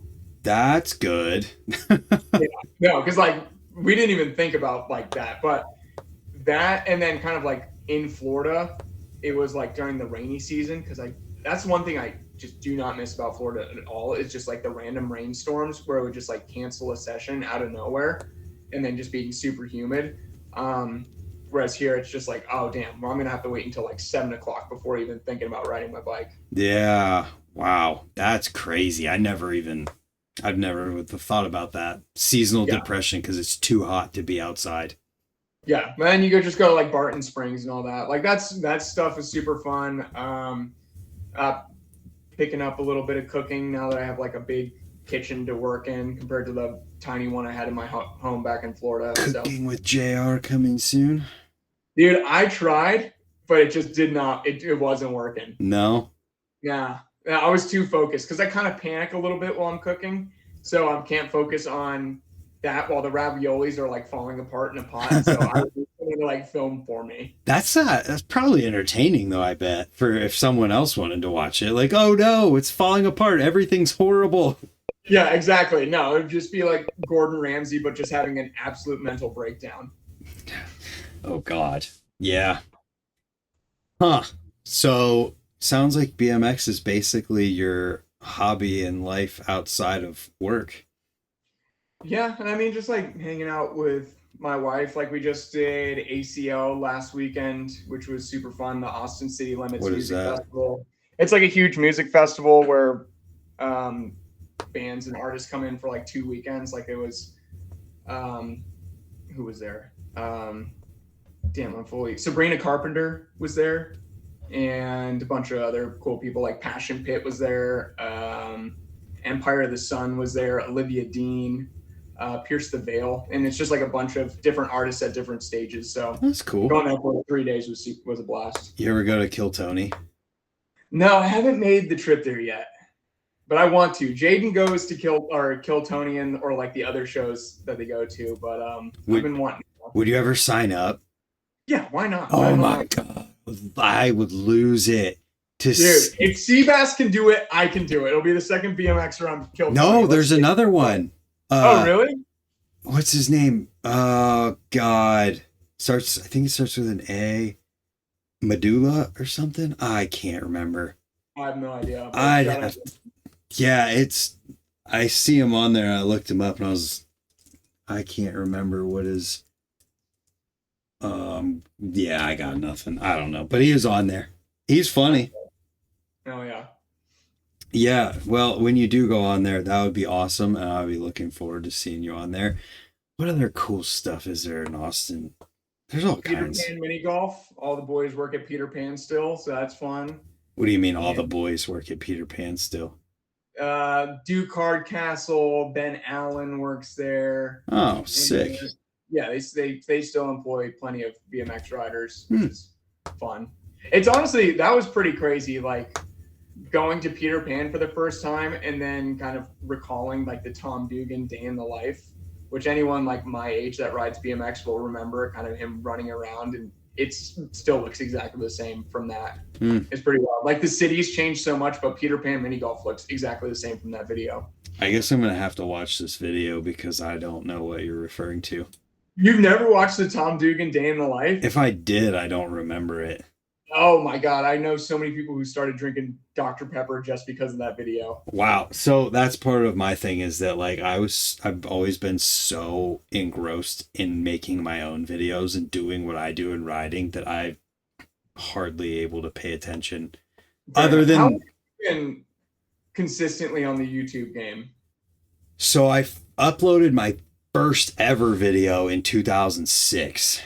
Damn. Okay. And then I uploaded like not on any kind of a schedule, but I uploaded somewhat regularly, like more than just, once or twice a year throughout time until I started my current channel in July of 2015. Damn. Okay. So it's been just over 10 years, and I just went back to make the video I posted, which would be yesterday for us. Is this the quantity over quality one? Yeah. I haven't watched that one yet. I saw the thumbnail for it. It's so long. But yeah. I didn't intend for it to be that long, but I had a lot to say. But I just went back because I was trying to get context for how long I've uploaded like consistently with BMX stuff, because my channel actually started as a lot of different things. Like I uploaded hunting videos, opening Pokemon cards, and then I did like if you can imagine your Snapchat story for a day, where you're not talking, you're just showing 15-second clips of what's happening throughout your day. I made videos, I made vlogs like that where I wasn't talking to the camera, but I was just filming like random clips of whatever would happen. But then I think about 2017, 2018 period, I started uploading every day. And I did it until September of last year. Holy shit. Yeah, so that is insane. It's a lot, but yeah, I realized through not doing that for the last year that like that's what I like and that's what makes me happy. And so I'm going back to that, but I don't remember what the point of that was. Why did we bring that up? How long you've been on YouTube? Oh yeah, okay. So yeah, I guess consistently. It's been like a kind of like an evolution of, because I feel like my channel, like I think I have like 2 unrelated videos to BMX. And it's just like my friends and I at like a sinkhole in Tallahassee. But other than that, it's been all BMX stuff. So it's interesting to hear kind of like just throwing shit at the wall to see what sticks. And then eventually, obviously, following your passion of BMX and that being the main kind of focus of the channel for over such a long time. Yeah, kind of the point of it was that I got laid off in 2016. And I originally started the channel being like, well, I don't see anyone uploading super short form videos to YouTube.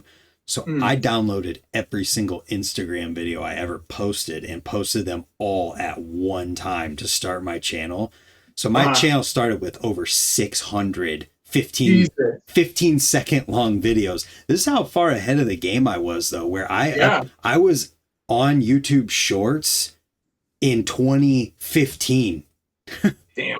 And I had over like 600 of them.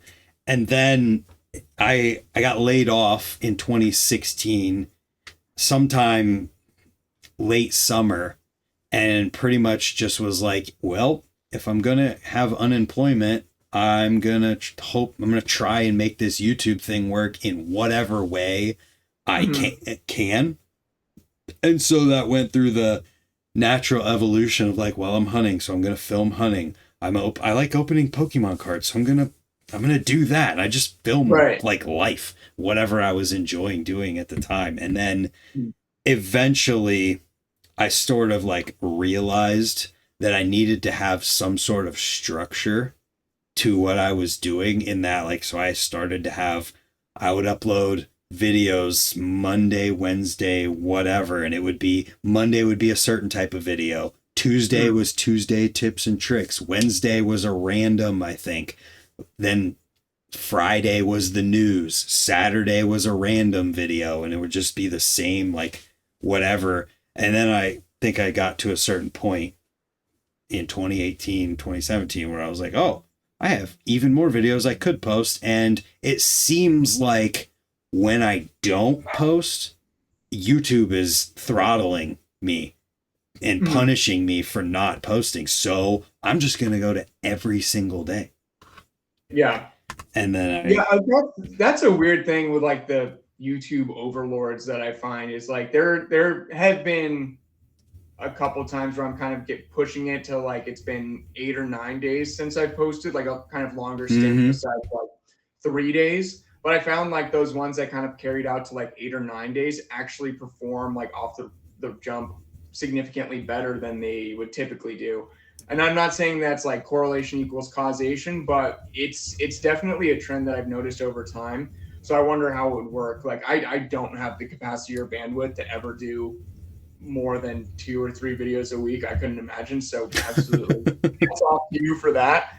But it is interesting to see how kind of like the algorithm changes and all of that. Dude, it's based off your timeline. I posted that video yesterday, and I uploaded. So yesterday was Sunday. I uploaded a video Saturday, like I normally would. I had my news on Friday. I did a live stream Saturday morning just to watch feasts. Right. And so I uploaded. I will join one of those live streams in the future, by the way. Okay. If you want to do one of those. Now I have this set up. Let's go. Let's go. That'd be fun. All we got to do is make a group chat on Instagram and we can do this with whoever we want. Hell yeah. We can have a party. Sick. So I uploaded Saturday.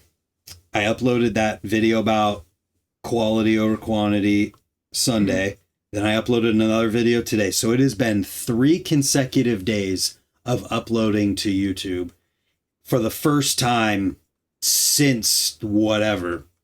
And it was crazy that when my video went live today, I happened to notice in my analytics that a video from 2021 in the same hour as posting today just randomly got a couple hundred views. Weird. Out of nowhere. I was like, oh, really, YouTube? You're just going to prove my point that if I upload every day, you're going to reward me?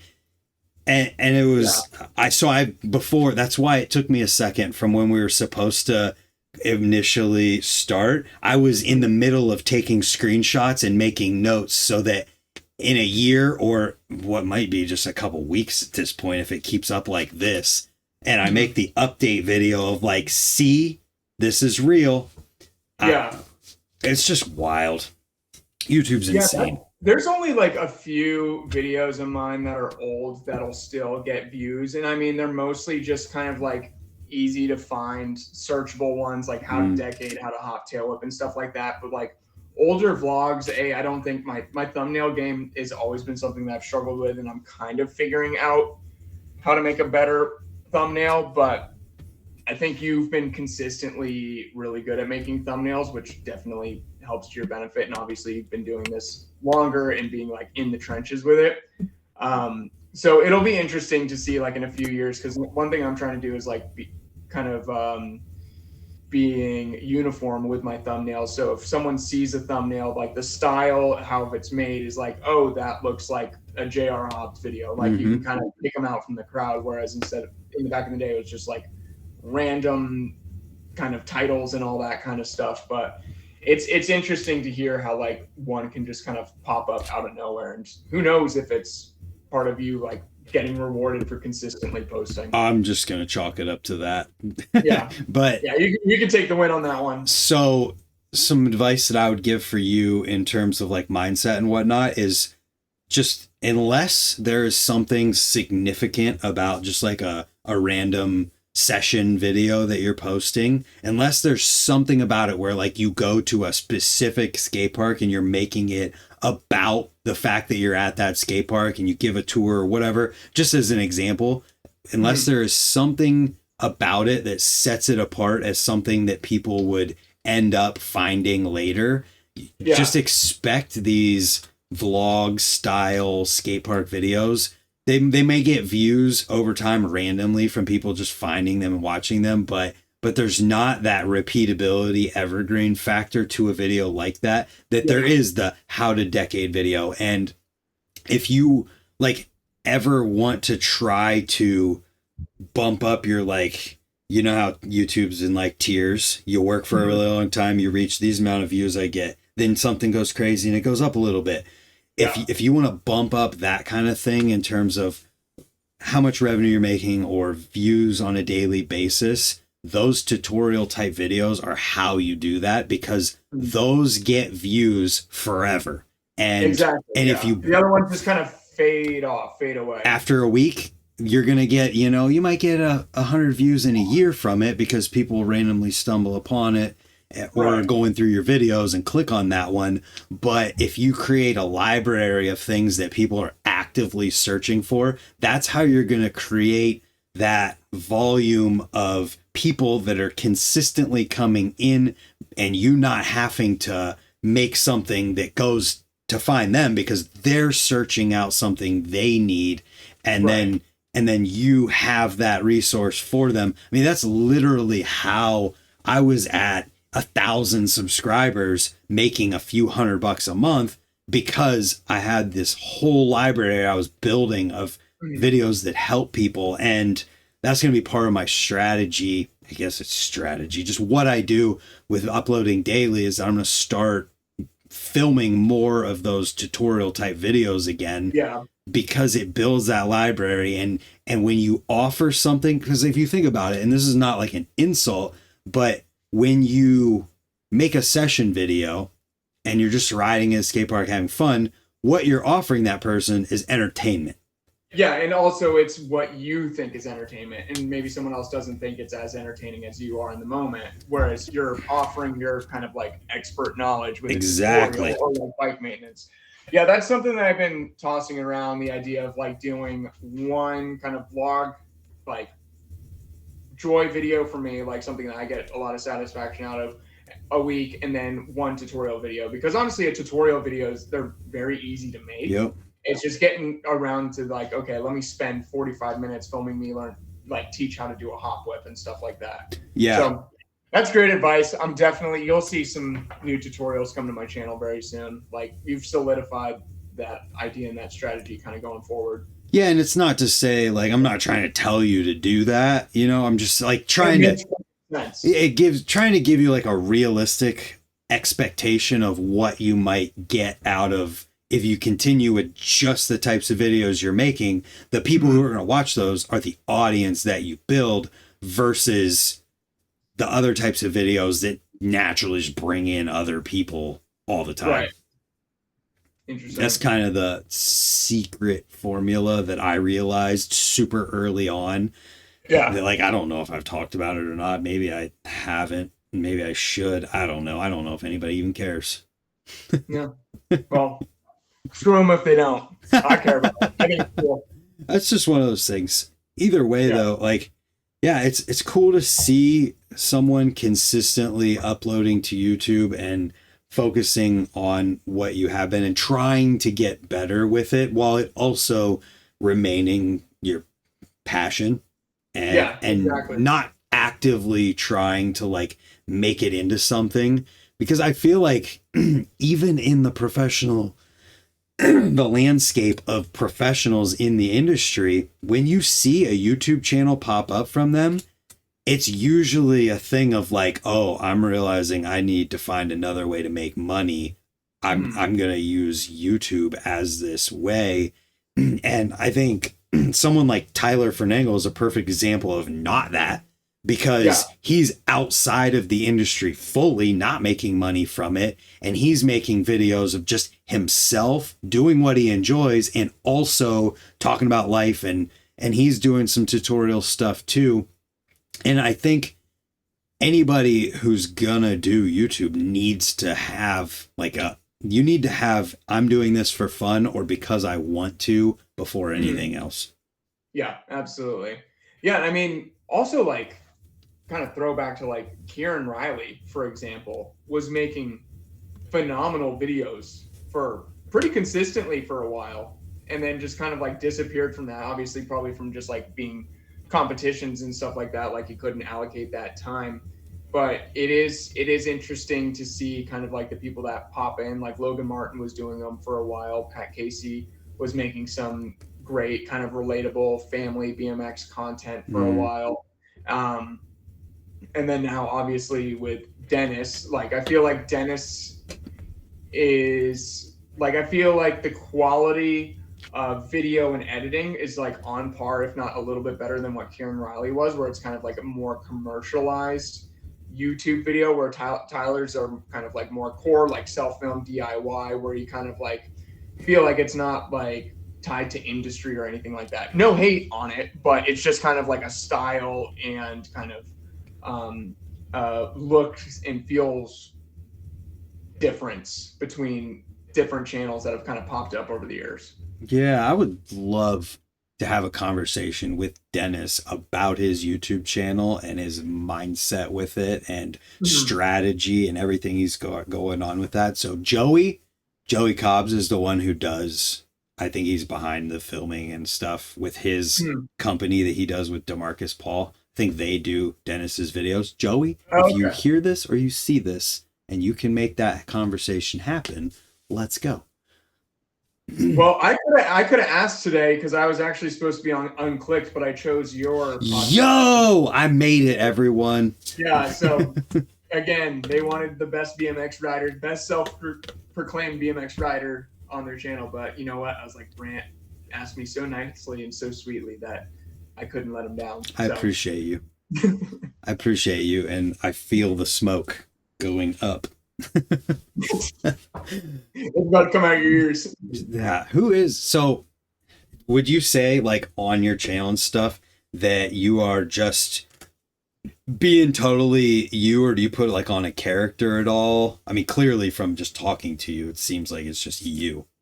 No, I just like being just goofy, fun guy, honestly. Like, for a while, I feel like in my life, kind of like with my background and like where I grew up and stuff like that, I definitely wasn't like living like an authentic version of myself, where I Mm. was kind of like putting on a show by myself. But over the past couple of years, and especially since moving here, I just kind of had become more comfortable with who I am and not really giving a shit what people think and things like that. Like, if you like the vibe I give off, or like how I joke around at the skate park, awesome. But if you don't and it's not your thing, then no big deal. But that shouldn't kind of direct me how I should approach my own life. So I try to be as authentic, as real as possible. Like, I'm just goofing. I'm always doing, I don't know, just silly little pranks and things like that. So just try to have as much fun as possible. What kind of started to clue you in? Because that's a very introspective thing to realize. Like, how did you even see that, and what did you do to fix it? Therapy, dog. Like, actually, Yeah, that's awesome. therapy is the best.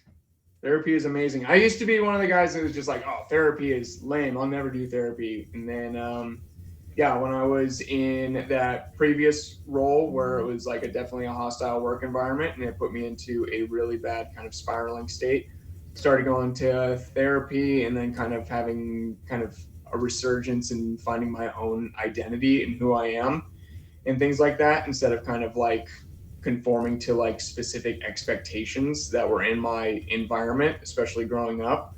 Um, all of that morphed together, and with like a lot of time and just like a lot of putting in the work and really digging deep and thinking about who I really am, what my thought process is, what makes me happy, what makes me sad, and all of the above. Like, I feel like I just kind of was able to kind of like cocoon and become a beautiful butterfly of my true self. That's super cool to hear about, man. And Yeah. you can use my code Brant at betterhelp.com. Uh, Oh my God, you got a BetterHelp sponsor? Are you freaking kidding me? I'm kidding. I'm totally Okay, kidding. that's your step priority. Oh my God. Dude, I was like, shit, he's making some money off this YouTube if he's got BetterHelp. God dang it. I'm gonna hit him up now. No, that is a really cool thing to hear about, though, and like, I can't help but like wonder. I mean, you're just having conversations, and then that person helps you frame and understand some of this stuff in those conversations. Yeah, I mean, it can be. Luckily, I found. Well, no, I had one therapist before the one that I currently am seeing. With that, he just freaked me out. Like, I needed a lady therapist. Comfortable. It was a dude, and it was kind of giving me Was it the the rapist and not therapist? basically. No, I mean, it just like I just didn't. I felt like I couldn't open up because I didn't have that comfortability. Kind of like Mm, didn't get like a nurturing vibe. But I think people can kind of like really want to put in the work and kind of be open and really think about what's causing them stress in their life, what's causing anxiety and things like that, and kind of be open to some humility, where you've got to take some personal accountability in your actions and how you've acted throughout your life, because no one's perfect. Or people can easily slip into kind of the confirmation bias route of therapy, where the therapist is like telling you exactly what you want to hear. You're kind of censoring certain things on what you're willing to talk about and things like that. So if you're going to be open, transparent, and really just kind of put your humility to the side, you can get a lot out of therapy. But if you're going to go into it kind of shaded with your guards up and only hear what you want to hear, then you're basically just wasting your time. And in the beginning, like, I definitely wasn't open-minded going into it. Like, there was things I didn't want to talk about. There was like things that I would just still bottle up and keep inside. But over time, like, I just got more comfortable being open and honest, not only with the therapist, but with myself, of what actually happened in life, what traumas went on and things like that. And I mean, things opened up that I didn't even remember that were pretty freaking brutal. And like, it sucks to talk about, but after talking about those types of things and realizing it, putting a face to it and things like that, you can heal and learn so much about yourself and become a better version of yourself. I mean, everybody sucks at everything when they start. Exactly. Yeah. Like, you're not going to be healed after a few sessions, you know? It's, again, it's all about consistency and really being open to putting in the work. So how did you go about finding somebody in the first place? My wife. Oh, there you go. Just get a wife, people. We did proactive couples therapy, and then I stole our couples therapist, and she became my individual therapist. Oh, okay. We formed like a really good relationship, and then she like knew all like I didn't have to like start from scratch with someone new. Yeah, I was just kind of curious. Like, my wife seriously had to drag me by my ears into the therapist's office. I'd like be distracted by my phone. Like, honestly, I just need to thank her so much for being so patient with me during that process, because she could have easily been like, okay, fuck you, be miserable and kind of still have the problems. But the fact that she stuck by my side and was willing to be like, come on, let's go. Yeah. I can't thank her enough for that. Yeah, I guess I was just kind of hoping that we would have something to point people at for like, this is how you find a good person, but you have to just get married and have a wife first. No, but if you go to betterhelp.com what if one day that is real though? And hey, I'm manifesting right now. All right, let's go. That's so funny. But I mean, that is like a genuinely real, I don't know the word I want to use, but it's a good thing that we just talked about that I think people should take something from if they haven't thought about that kind of stuff. Yeah. And I mean, like, I am for normalizing therapy, but to a certain degree. Like, I mean, I'm sure some viewer right now, it knows someone who all they want to talk about is their mental health and everything like that ad nauseum. And you're just like, shut the fuck up, you know? Yeah. But that's different than just being like, oh yeah, I've been going to therapy and it's been better. I mean, you literally, you weren't going to bring it up. You just said, I've realized I made myself better. I was not myself. I was not authentic before, but now I am. And if I wouldn't have asked, you wouldn't have even said it. Yeah. You know, and like, I definitely in the past would be very bashful about bringing that up. But nowadays, like, if it's going to flow into a conversation, I have no reason to hide anything. I feel no shame about it. Like, It's something that the majority of people should consider and should do, because our brains are so complex and we've been through so much that we might not even know about. And it's kind of like a spectrum. So one person's trauma could be very devastating for one person, but like a walk in the park for someone else. But that doesn't negate the fact that the effect that it could have on a person, it could cause like a lot in the back end that could really affect them. So I don't know, just all in all, therapy's good. You're not a loser if you go. Don't be in denial or whatever, but at the same time, I'm not going to push it on you if you're not ready for it, you know? Yeah. You're a good dude, and you're smart. Gang gang. What's the future look like for you? In your dreams, 5-year plan. 5-year plan, if California is not an absolute shithole, I would love to be in San Diego. Or Australia would be pretty sick. Ooh. To be honest. Like, I went to Brisbane for a month years ago, and I loved it out there. It was so amazing. But I think realistically, continuing my current career path and doing YouTube stuff and maybe still being in Austin. We love it here, but if a new opportunity opens up to move somewhere else, we would jump on it right away. I mean, nothing's holding us back, you know? Like, yeah, you don't need to stay in place forever. That's awesome. Did your wife And I work? feel like also moving, like breaking the seal and moving from Florida to Texas just makes it that much easier. Because for a while we were like, oh, we can never move. We have so much family here because basically our entire family's in Florida. But then we moved here and it's like, oh, what the hell's stopping us? You know, like planes exist. Yeah. That's awesome. Your wife worked from home too, so you guys can just, Mm-hmm. that's so sick. You can just go. You're just like, yeah, Yeah, we're just going to go.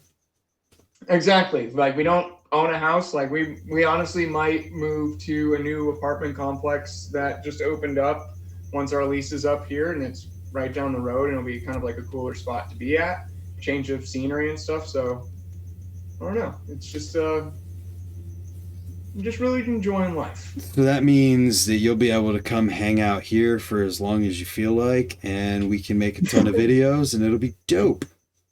Dude, I the amount of FOMO I got from the Stoke Run videos, that was like a god dang blast. And also all the trail videos and just like in general, like I will be making it out to the next one. Let's go. You can stay at my house. You can stay here Hell for yeah. a week. It'll be cool. We'll make as many videos as we need to, and Hell yeah. I'll be ready for it. I'm really pumped on the amount of people who've been like, yo, the guy who runs Stoke Run just texted me. Really? Yeah, my phone just lit up. It's so funny. Anyways, yeah, the amount of people We'll who make something happen for sure. that, What do yeah, you say? I would say like I've been hounding you about it for a while now. I would say it's got to be a next year thing at this point because you definitely want to ride the trails right here. And right now, if you planned it out, it'd be a gamble to even know if you're going to be able to. So Yeah. late spring, early summer, or late. I mean, if you just plan for next October, it's 2nd through the 4th is the weekend that we're doing it. Yeah, we can definitely make something work because I mean the only hardcore plans I have are probably definitely another Woodward trip for like another Texas takeover because that was just an absolute blast. Mm-hmm. And then probably go up to New Hampshire to see some family. But outside of that, summer of next year would be absolutely prime. Well, let's make that happen. And I'm I think it'd be really fun. I want to work with more people like you and who are on YouTube and stuff and just try and help everybody, get people to Yeah, watch your stuff. I don't care if they come and watch my stuff. I want to try and help everybody. yeah, no, absolutely. And since I dogged on him earlier, you guys, Brandon Knopp, Pacific Northwest, I guess street guy now. Can't really tell. Jay Walker's affiliate athlete. He is back to making YouTube videos. He is an incredible rider, an absolute sweet boy, and he makes great videos. So if you guys haven't heard of him, go check him out. He's posting more videos, and I did dog on him a little bit earlier, but yeah, just wanted to shout him out real quick because he's a sweet guy. Let's go. And now I want you to do a similar thing, but for people to go and watch. But for you? No, you. I want you to give people the 30-second elevator pitch to make them go from this video to watch another one of yours. Oh. Imagine if he just ducked down with the chair and then lifted it up like he was actually going up in an elevator. Damn, I wish I had that ability. I don't know how to do that with mine. I don't even know how to work my own chair. Yeah, I'm like, Charlie works in my cap. Yeah, no, this is as low as it can go. yeah. Well, we ruined that. It's okay. All right, my dudes, if you just want to watch some wacky and zany videos where we have a hoot and a holler, goof and a gaff, go to different skate parks, ride with friends, whether it's a session at a skate park or a street spot or dirt jumps, check out my channel. We just have fun. Maybe you might learn a thing or two with some how-tos coming in the near future per Brant's suggestion, or just watch me try a trick and eat shit a lot. But they're fun. I enjoy them, so maybe you guys would enjoy them. So please consider at least watching my videos because they're a good time. And I consistently post, maybe not as much as Brant, but I do post. So that's my elevator pitch. I'm not going to beg, but I hope you guys like my videos. Like, I don't know, they're fun. And also, hopefully, we will have an edit in the near future done, which I'm very excited about. And also a lot of events get covered by me. So we'll be filming Hardy in the Ditch and all that kind of stuff. So sick. From airbags to local events to street riding, park riding, got it all. Let's go. That was great. You did great. Yeah. You did great. And because YouTube has this sick new collab feature, it will say from Brant Moore and JR Hobbs as the uploader for this. And that means you'll be able to just... some long ones? I thought only did it for shorts. No, you can do it on anything on YouTube now. So before this even goes live, we'll have that sorted out. And you'll be able to just go right to his page from that. And yeah, it's sweet. Heck yeah. Also, if you guys have any questions about YouTube, I mean, clearly we talked a lot about stuff where you're considering making a channel, want some tips and tricks, or even tips about biking in general and parts and all that. Feel free to hit me up on Instagram, YouTube, email, Slack, Microsoft Teams. I got all the channels. Handwritten letter. Yeah, my favorite. That gets top priority. I meant to say that to you earlier too when we were talking about the YouTube stuff. If you have any questions or whatever, hit me up too. I did have another suggestion. You talked about an edit. You should do a like best of edit. You don't have to call it that, but just like go through and think of some of the best stuff that you've done and then pull it from your videos and make that too, because there's no reason not to recycle those things. And people do it all the time for like real edits even these days. Yeah, no, that makes sense. Ooh, wait, yeah, you got my brain turning. Yeah, because again, like those vlogs can have some bangers in them, but then they can kind of fade away, so it's kind of good to have a resurgence of things. That's what I'm talking about. That's why every year I do best of the whole year and just make an edit of my, like a 1 minute edit of my best tricks from the whole year. I think I've done that twice. I need to do it again. You've convinced me. I'll do it again. I'm here. But I think I delete all my videos after I've done editing them. I used to keep them all on my hard drive. No, you don't. Yeah, no, I did that to make room for the Woodward video because I had to offload all my shit. Bro, you have a real job. You have a big boy job. Buy another hard drive. I know. Oh, I'm so disappointed. I'm pretty sure they're all gone. Well, you can pull from it off YouTube. It's just going to be more work. Yeah, we'll see. I'll figure it out. I'm smart. Yeah. Apparently. We started this by saying he's smart, and we're ending it by saying that he's smart. Go watch his channel. He's entertaining. He's eloquent. Very well spoken guy. That's what eloquent means. And we'll see you all tomorrow. I'm liking saying this lately. We'll see everybody tomorrow for another video. Hell yeah. Thank you, Brant, for having me on. Really appreciate you. Hope you guys enjoyed. Let's go. See y'all next time. Bye.